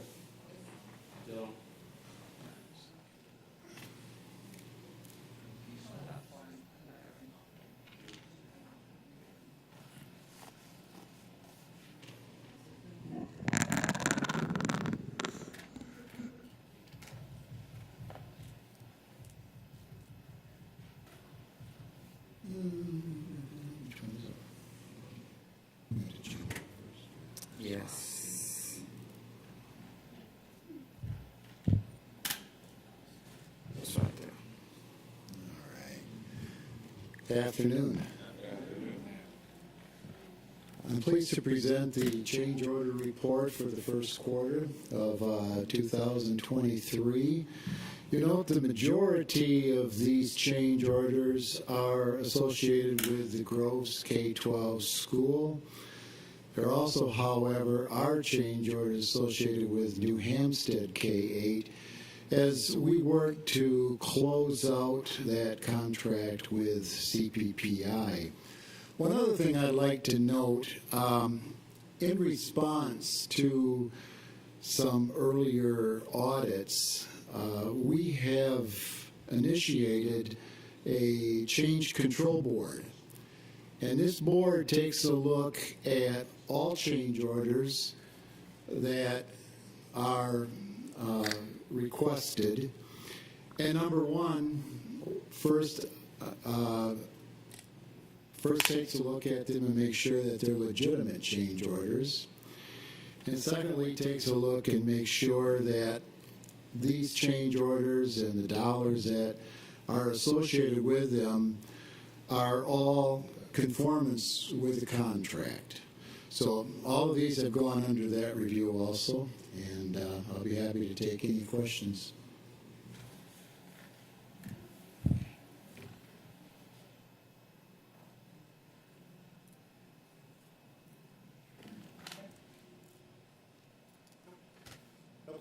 Okay. Then,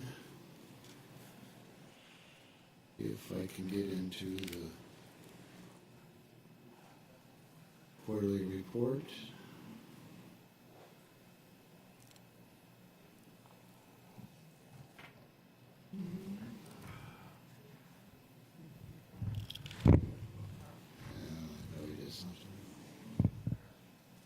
Somebody's going to have to help me.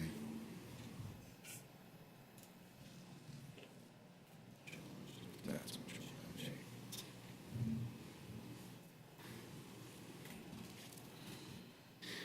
The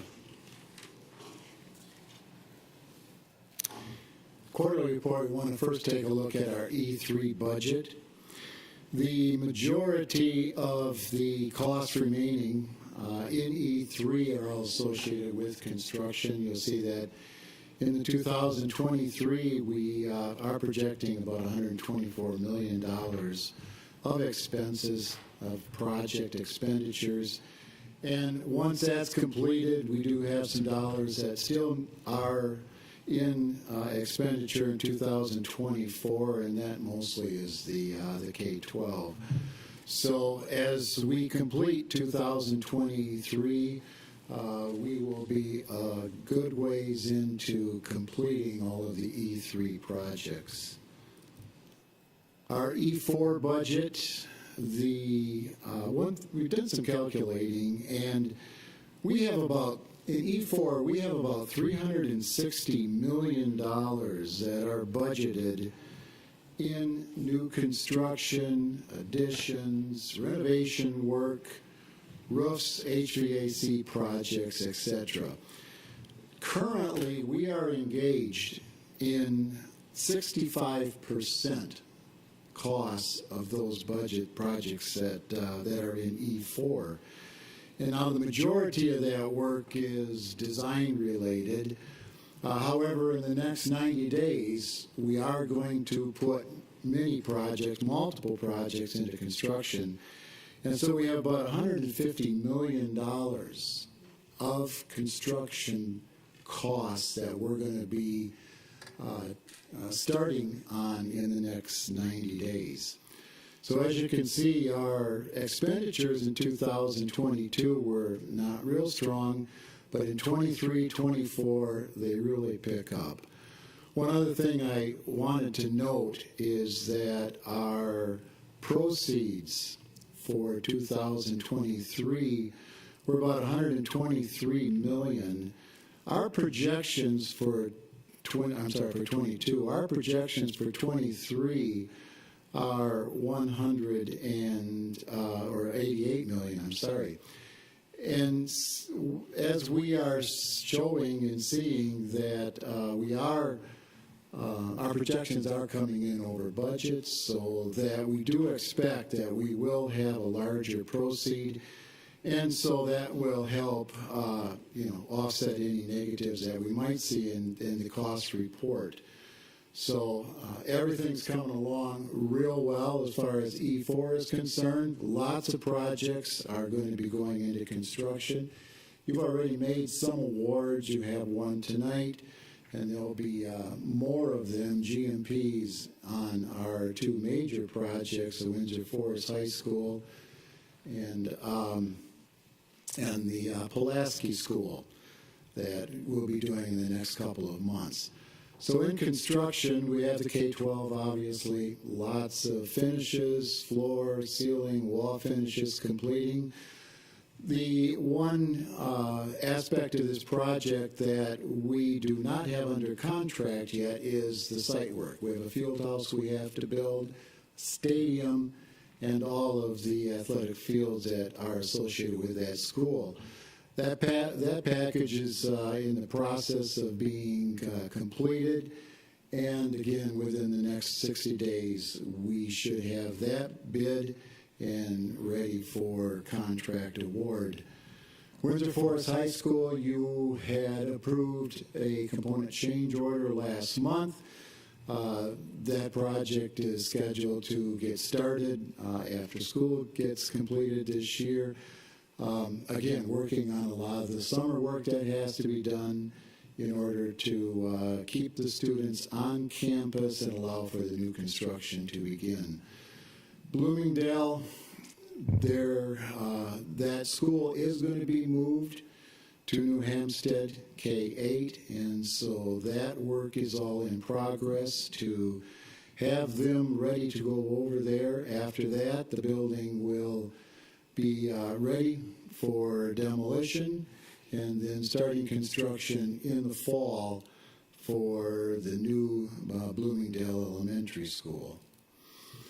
A number of additions are in progress. Savannah Arts, of course, that's the one that we're building, a new kitchen cafeteria. That will be completed in July, and so we'll be ready for use in August. The old cafeteria kitchen is getting ready to be demolished again once school is completed. And then there are a lot of parking upgrades that are going to be done. There's going to be a lot, all that parking lot with asphalt and different pavers and such. So site utility work. A lot of work is going to be happening around on that campus this summer. And then the renovation work will also be completed through the summertime with the auditorium finishing up, all new seating in there, and throughout the building, just all new finishes. Godley Station, you have a contract award coming up later.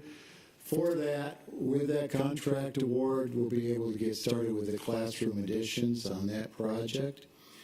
And then Pulaski, again, we have some summer work that we have to do as far as making a new parking lot, and that will allow area for the construction for the addition. So we'll get going with that this summer, and there'll be a GMP change order that we'll be presenting in next month. There are a lot of other projects in E4, renovation projects, and again, all of these are in various stages. Most of them in planning and design, so we'll be able to separate those and as we move through them. And then a lot of other projects also that are included in this budget. Just a couple of them that I'd like to highlight. That interchange bus restroom facility, so the bus drivers will have a new facility come the start of August. That's going to be completed in July. And then there are a lot of HVAC renovations, new HVAC systems going in schools. We do have this summer, starting in Durin, Myers, Garden City. Also, there's some HVAC work that will be done at Coastal. We would like to be able to do a lot more, but quite frankly, the market is saturated, and we can only do so many projects at a time. Plus that, of course, we've talked about the difficulty it is to get HVAC equipment, very long lead time. So we're purchasing equipment this year for the work that we're going to be doing next summer. And then it goes on for 3-4 years like that. Re-roofing is pretty much the same thing. We've got a number of projects that are out for bid right now, including at Southwest Middle School and West Chatham Middle School. Again, we have pretty much saturated that market. And so we do have a lot of roofs, however, that are going to be under construction this summer. There's an Ellis roof replacement that will be occurring. And then we'll be able to start on many of these other ones that are going to be awarded in the next month also. Another, that high school practice fields, we just want to again emphasize that we are going to be putting artificial turf fields at Islands Beach, Johnson, New Hampstead, and Savannah. And because we have multiple contractors that are working on these fields, we'll be able to start them all at the same time, all summer. They'll be working. And our schedule to be completed by the start of school. And Woodville Tompkins is in design right now. So that project will also be bid out shortly for a new artificial athletic field at that school. 25 electric bus charging stations are being installed out by the off Gamble Road. So that's another thing that's going to be done through the summer and fall time. And I will take any questions. Dr. Brinkman. On the Savannah Arts program. Oh, Mike. Thank you. I was like, yes, your name is Michael. We got the cafeteria is going to be ready for them in August. When will the auditorium/theater be accessible? I know they have had to be really, really flexible this year and probably use a lot of their skill to reimagine what spaces look like across the entire county. Actually, they were in Tybee this last weekend. So what does that look like on a timeline? That will be completed for the 1st of August also at the beginning of school. There you go. Ms. Grabowski. Good question, Dr. Brinkman. Also on Savannah Arts, the new cafeteria is looking fabulous. Go by it all the time, so I know that the school is excited about that as well. On the parking, one of the questions I asked a while ago was about how bike parking was going to be integrated into the upgrades. And I know previously there was just a note on the plans to provide bike parking, but we do have a pretty high percentage of our students who ride their bikes. So when you have an opportunity, if you could send me an update on that, would appreciate some updated information about how that's going to be handled in the renovations. And then looking at the renovations list, I no longer see Jacob G. Smith listed. Has it fallen off the list? I'm looking at his middle kegler. It is not falling off the list. Is being evaluated and scoped out to determine what work would need to be done to it in order for it to continue to be and to operate as a school that it currently is. And that will include finishing work and some HVAC work and exterior work also. So no, it hasn't dropped off our radar screen. I'm sorry, it might not. No, that's okay. I just know there's been a lot of conversation. Just want to make sure it hasn't fallen too far down the list. So thank you. Yes.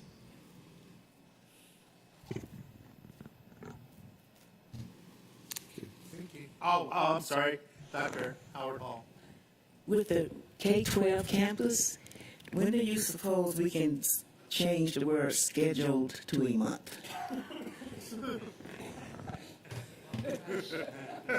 Under review. Oh, that look says it all.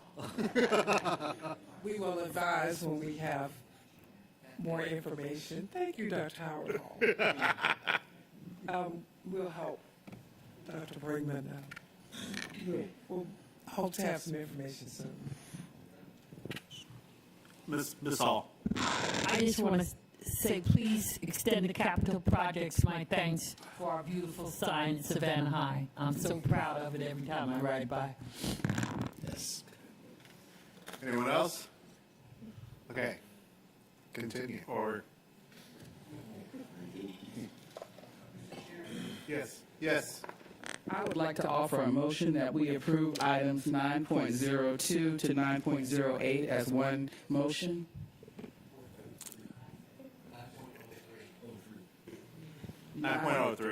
No, I said 9.03 to 9.08. Thank you. As one single motion. It's been moved. It's been seconded. Any discussion? Okay. All in favor? Aye. This is the motion to combine them. Okay. So everyone's combined, so now we have to actually move to approve or disapprove them. So I move that we approve the combined motion of 9.03 to 9.08. It's been moved. It's been seconded. All in favor? Any discussion? David? Do we need any explanation on all of this just being East West? Like just a, can you do a high-level East West? It's all paying Yes, the parts of East Plaza, the first one is moving the project from E2 to E3. The second one is picking up the project in E3. The next one is the Galley Station addition that's been paid out of E4. That's the approving of the response to the bid for the Galley Station K8 addition. And the next one is the Port Wentworth roof replacement. That's been paid out of Fund 308, facility renovations and repairs. And the last one is out of E4, bidirectional amplification, and that also has been paid out of E4. That's just improving the communication within the building for the electronics. LED light. And LED light, correct. Oh, I'm sorry. And the last one is the Energy Conservation Services LED lighting for the new practice fields. Forgot about that one. Okay. All right. Any more discussion? All in favor? Okay. That's 8. Any yeah, that word, abstention. So it is 8, 4, and 1 abstention. And 0. Okay. All right, we are now going, first of all, we'll have our Officer Hollis will give us our safety instruction. Good evening. Please remember the most useful comments are those that are related to matters of policy over which the board has jurisdiction. Speakers have a maximum of 3 minutes in which to speak. At the discretion of the board chair, the time may be lessened due to the number of speakers signed up and the agenda of the meeting.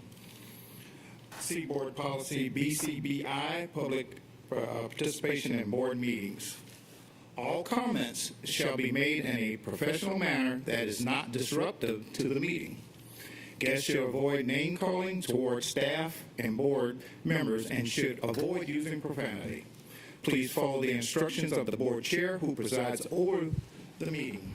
The board chair reserves the right to call anyone out of order who violates the rules of public appearance. The board further established the rules of conduct in accordance with Official Code of Georgia 20-2-58C3 through Board Policy BCBI, Public Participation in Public and Policy Board, BC Board Meeting, Decorum in Board Meetings. We appreciate your interest in the work of our school system. Guests may leave a printed copy of their notes or supportive material for the board to review. Thank you. Thank you very much. We have quite a few people signed up today.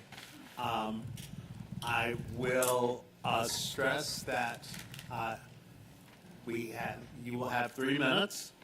First, we have Ms. Beth Macaroni.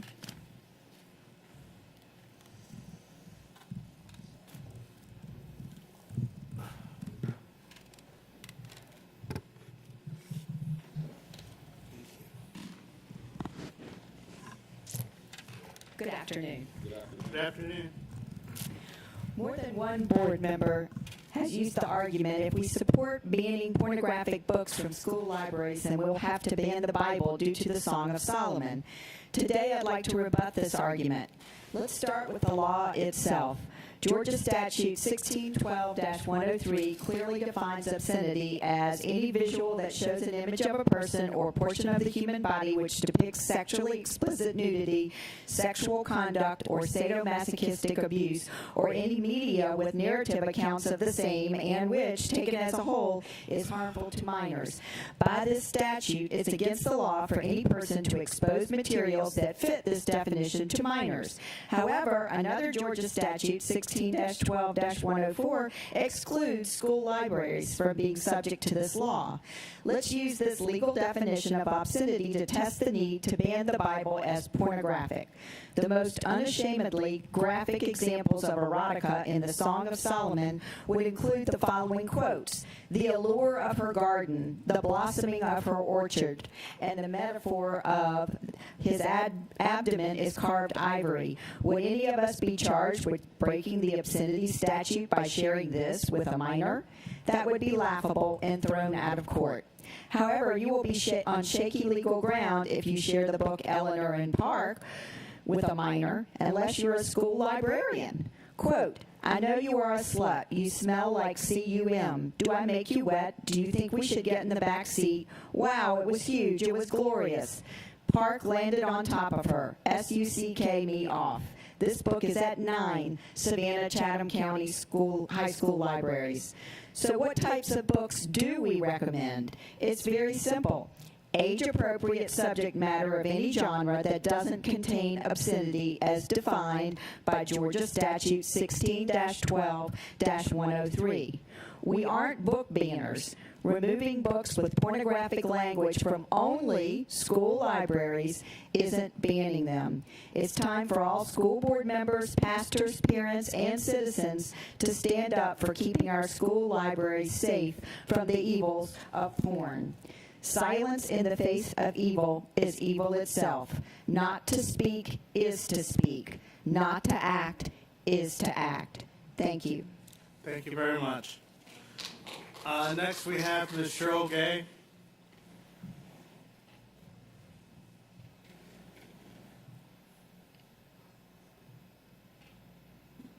Thank you. The book Lucky by Alice Sebold is available in the Jenkins High School Media Center. And this is one of many passages, but this is just one. He began to knead his fist against the opening of my vagina, inserted his fingers into it 3 or 4 at a time. Something tore. I began to bleed. I was wet now. It made him excited. He was intrigued as he worked his whole fist up into my vagina and pumped it. So there's value in books that help girls or women overcome the trauma of rape, but this book is not. This actually probably increases trauma. If any person's been a rape victim, this is not going to help. This is going to hurt. It's almost like a how-to book, actually. In the United States, our obscenity laws are meant to protect children from early exposure to potentially damaging adult content, and this is clearly adult content. We just heard a presentation, y'all were concerned about the mental health of students, and I agree, that's a problem. But this could contribute to mental health problems. This is not healthy material for anybody. I mean, I just felt, it was so hard for me to read that. It's awful. So here's a reasonable litmus test. If you feel uncomfortable reading a book to someone else's child, then that book should not be available to students in the school library. And if you think this book has value, or any of the others we've presented over the last year, go read that book aloud to students. Show us the literary value. This book, Lucky, would probably fail the Miller test. The Miller test is a litmus test handed down by the Supreme Court for determining if a book meets the standards of being obscene or pornographic. Like Beth said, we're not book banners. We have not and will not request any titles be removed from the public library or any local or internet bookseller. We support children being exposed to differing viewpoints, ideas, and opinions. However, we draw the line in exposing them to material that is without question pornographic and obscene. You know, it's been suggested we tell you books we'd like to see in the library. Y'all have thousands of excellent books, but it's a more efficient use of everyone's time to discuss the admittedly smaller list of books that are a problem. A person is known not only by what he believes or affirms, but also what he rejects and denies. And we reject pornography for minor public school students. Thank you. Thank you very much. Mr. Rick Rooney. Sorry.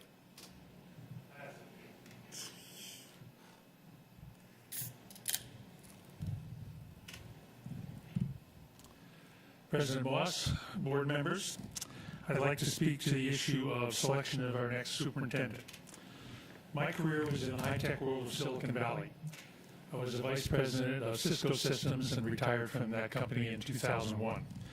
As you might imagine, I had a lot of executive recruitment in my career, and here's what I learned. First, there's no perfect candidate. You're never going to find somebody that checks all the boxes and can do everything you want them to do. So given that, it's important to focus on your top priorities. What are the 3 things this person is going to have to do in the next 5 years? Those should be your top priorities. And find a person who has demonstrated experience in accomplishing those things in another organization. If you do that, you're going to have the right person. Now, how does that apply to the Savannah-Chatham school system? Here are the 3 things I think the next superintendent should have demonstrated experience doing. First, transitioning a school system from balanced literacy to the science of reading. This is a complex task. The lives and futures of thousands of students ride on our being able to do this successfully. Second, excellent schools have excellent principals. We need to find a superintendent who has a track record of hiring and retaining excellent principals, giving them the authority and the autonomy, but holding them accountable for running their schools. Third, run an efficient and decentralized organization. Our chosen candidate must run a school system that has a relatively low expenditure on overhead. Again, if we pick someone like that, I think we're well positioned for the future. Last, in my remaining time, I'd like to mention one other thing.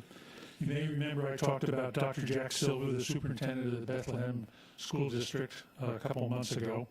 He's the gentleman who led Bethlehem from balanced literacy to the science of reading. Over a 6-year period, their reading increased from 45% to 85%.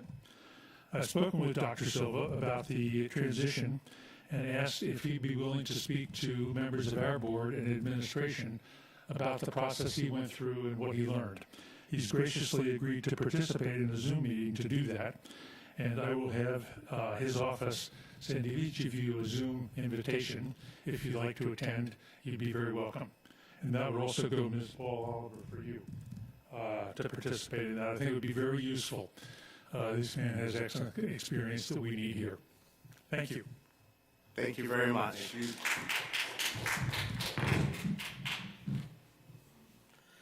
Lena Ali.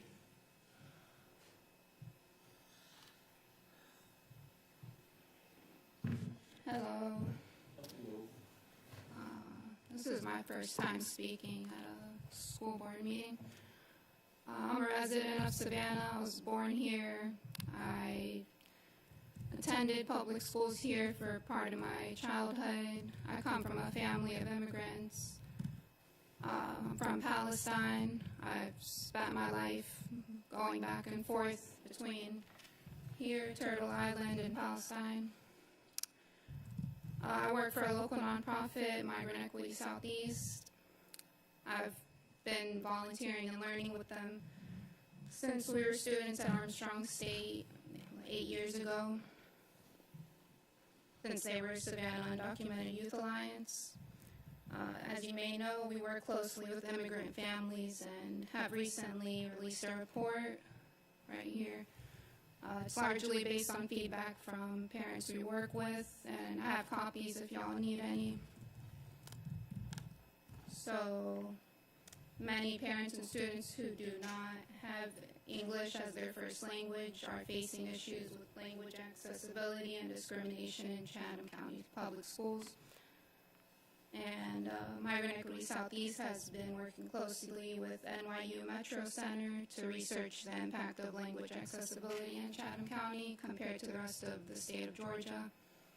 The report is more than 30 pages long, so I'd just like to share the highlights with y'all, or whoever has not been able to review it. So one, in the last decade, the Hispanic Latino population has experienced a rapid 66% growth in Savannah-Chatham County. And we know this number will only increase, and we are going to see more immigrant families coming to our district, partially because of the Hyundai plant and other industries that are growing out here. Two, Hispanic children are also the fastest growing student demographic in the school system, representing 12% of the district, or 1 in every 8 students. And 3, only 69% of English language learners graduate high school compared to 88% of all students who graduate in Chatham County. And this should be a major red flag to the district. Number 4, from conversations and surveys that we conducted with parents, we found that any interactions with school-related, we found that frequently they do rely on their child to translate nearly 2/3 of the time. And any interactions with school-related issues or discussions, and children shouldn't have to do that, and there needs to be more bilingual staff to address this. Number 5, more than half of the parents we interacted with and surveyed were not satisfied with parent-school communication. I'm sorry, we're out of time. All right. Thank you. Please leave that with the officer here, and he will make sure that it's given to the staff. Now, I noticed that we have several people signed up to speak to the same issue.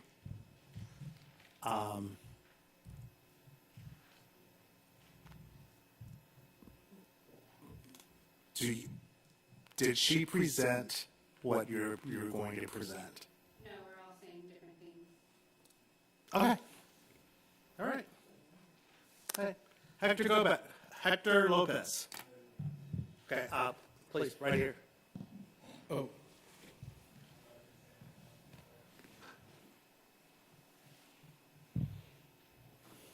How's it going?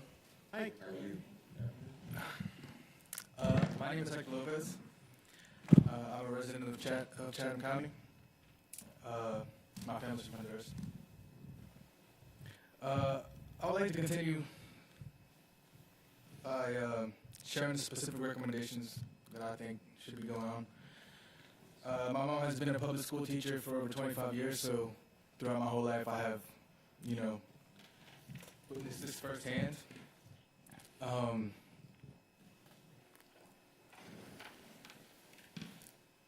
My son is getting ready to start school this fall, and considering that English isn't his first language, I'm concerned about his experience. Our first recommendation would be translation and interpretation. Hire and fairly compensate bilingual staff to provide timely translation of all documents and emergency notices, and provide interpretation at all decision-making meetings such as this. There currently isn't a translation available online for the recordings of meetings the district shares publicly. Although there is an option to translate most of the district website, most of the attachments for important forms are still only available in English. And it is also important to ensure that bilingual staff are available for in-person assistance for parents and students who don't speak English, so they can stay informed and have a say in how the school district is run. There must be bilingual staff members available at all times so that ELL or Spanish teachers are not pulled away from the classroom to translate, which is, a problem that goes on every day. Enrollment assistance, another thing. Hire full-time culturally competent bilingual staff to enroll ESOL students in STCPSS to ensure that children new to the area are enrolled in a timely manner. It shouldn't be a problem to try to enroll my son if I don't speak English. Luckily, I do, but there are a lot of people in this area who don't, and that's a big problem. More counselors and social workers. Hire culturally competent counselors and social workers to provide social emotional support for students. Prioritizing bilingual counselors to ensure that all students receive this much needed support, because that is, counselors, it's an important thing. Cultural sensitivity. Provide all school district staffs with mandatory cultural sensitivity training so they know how to properly prevent, respond to de-escalate instances of discrimination or racism, and clearly communicate processes to parents.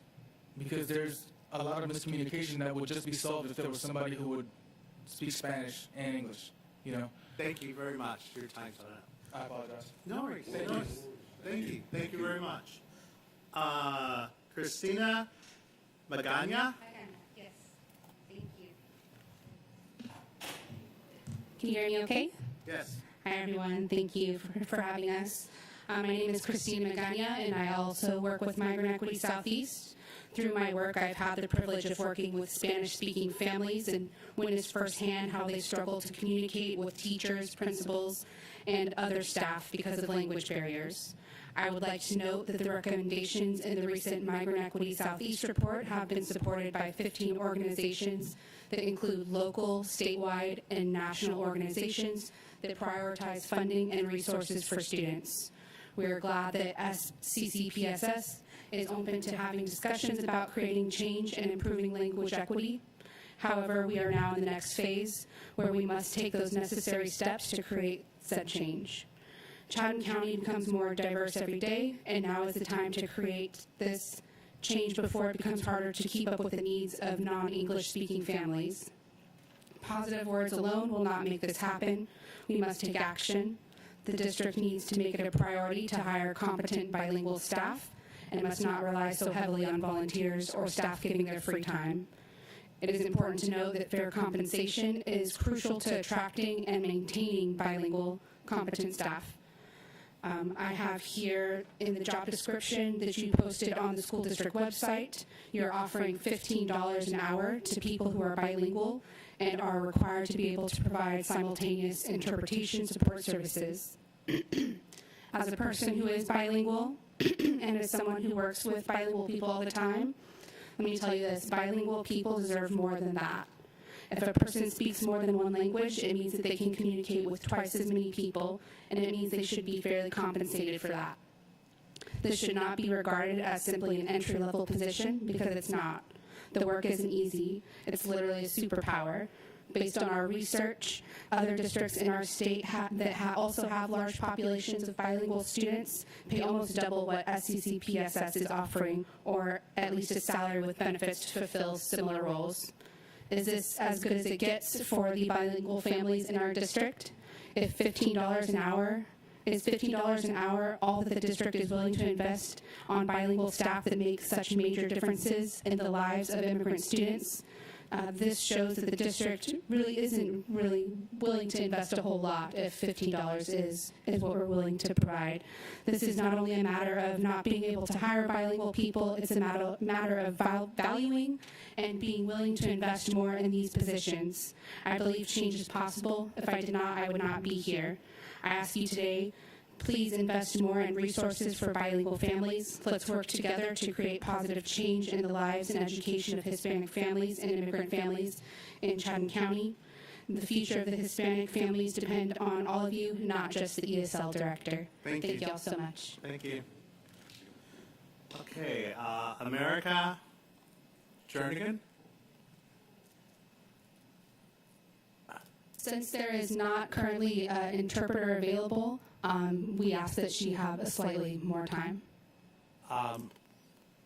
Could someone interpret? Yeah, I mean, this is still 3 minutes. Okay. So there's only 3 minutes despite there not being an interpreter provided? That is correct. Mi nombre es América Rubio, soy de México y he estado 4 años viviendo en Savannah, Georgia. My name is America Rubio. I've been living here 4 years in Savannah. he comprendido la frustración de los padres en cuanto al idioma. Los niños son vulnerables. I've understood the frustration of the parents in terms of that their children are vulnerable for not knowing English. Ellos no tienen el suficiente apoyo y herramientas que necesitan. They don't have the tools and the support that they need. Por favor, tomen en cuenta las voces de los padres hispanos que no hablan español. Please consider the voices of the Hispanic parents who do not speak English. Hay muchos niños que ya no están estudiando. There's many kids who are not studying anymore. Y se les está robando su niñez y derechos a causa de esta problemática. And their childhood is being robbed by the rights of this problem. La educación de los niños es primordial y se les debe dar la importancia que merecen. The education of the kids is important, and it should be given the importance that it has, that it deserves. Y como una pregunta a reflexionar es que si ustedes hubieran sido esos niños que están ahora, si el día de mañana estuvieran en el mismo trabajo y misma posición que ahora están. And a reflectionary question is, if you guys would have been the children, would you guys be in the same position that you guys are now? Gracias. Thank you. Thank you.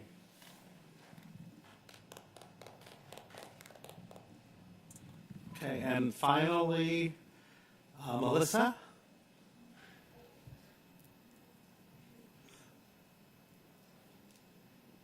Hi. Does she also, you also need a translator? Yes. If you want to stand here to translate, you can.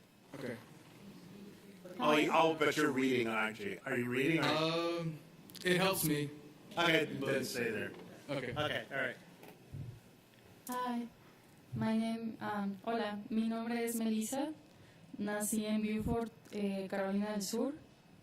Hi, my name is Melissa. I was born in Beaufort, South Carolina.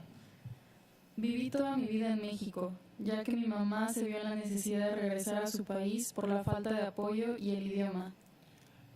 I lived my whole life in Mexico due to my mom needing to return due to language barriers. Actualmente regresa a Estados Unidos para un mejor futuro. Llevo 5 meses aquí en Savannah, Georgia, y quisiera entrar a la universidad, pero el inglés me detiene ya que no lo comprendo en su totalidad. Por ende,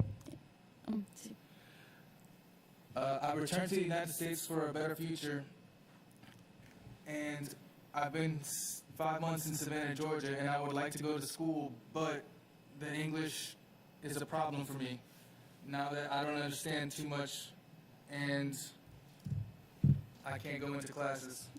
Yes. Me detiene ya que no tengo un mejor me detiene a que yo no tenga un mejor futuro. Me gustaría que los padres latinos fueran escuchados, ya que las consecuencias repercuten en que nosotros, los hijos, no podemos tener un mejor futuro.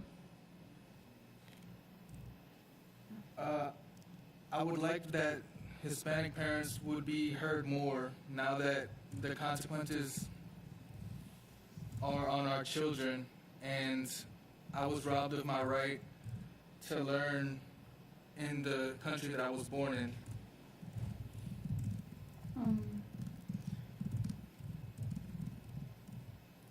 Se me robó el derecho de crecer en el país que nací. Después de 20 años estoy aquí para formar un mejor futuro. Gracias. After 20 years, I am back to learn to have a better future. Thank you. Thank you. Yes. Mr. Board Chair, I think that it would be good if we could add the simple question when people sign up to speak, if they will need translation services. That's a great idea. Whether we put that on the form or whether that's something that we just articulate when they call. I think that's a great idea.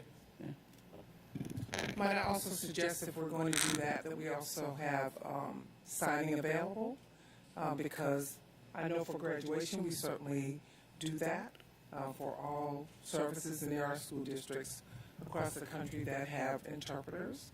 So we need to know that. We certainly have been soliciting interpreters. They are not readily available. However, we do use language line extensively, as shared with you earlier. So if there's a need for translators, we need to plan for that. We need to budget for it, and we also need to secure the staff to do both the translation and also the signing. Absolutely. Anyone else? You're not going to sign up, but come on, sir.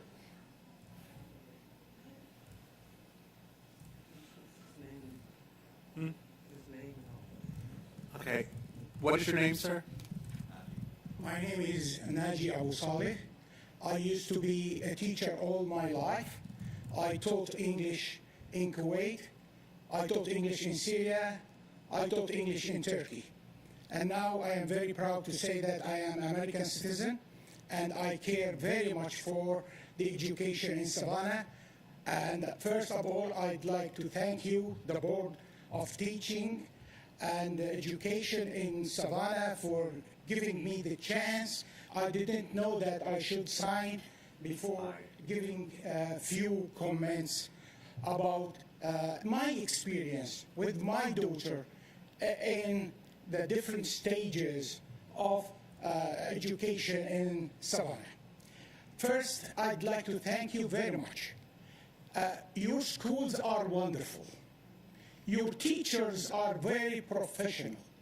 Your care concerning our students as refugees are amazing. Let me say thank you very much, people of America. I am American now. And thank you for all the care that you exert to the refugees. I have two comments, if you allow me to speak. Yes. Concerning my experience with my daughter. Now she behaves badly because of addiction in the restrooms. In the restroom, there are small gangs that they try to threaten, especially the weak students, and force them to buy drugs and vapes and a lot of things that make the students go dizzy and drowsy and so on. Please make sure about the restroom where the small gangs gather and they spread all those pills that kill our students, that stop and hinders the education. The second thing is the cell phone. All students, when they listen to the teacher, they don't listen. They are trying to hide their heads behind the backs of their friends, and they are on the cell phone. A lot of teachers notice that, but sometimes they neglect it. So the cell phones in the school, inside the classrooms, are troublesome. It hinders listening to the teachers. So please take a law that forbids the students to take their cell phone inside the school, or at least inside the classrooms. I don't know how to express my gratitude to the Board of Teaching for all the achievement that I heard about. I am very proud that this town is my town now. This country is my country. Thank you very much. Thank you. Thank you very much.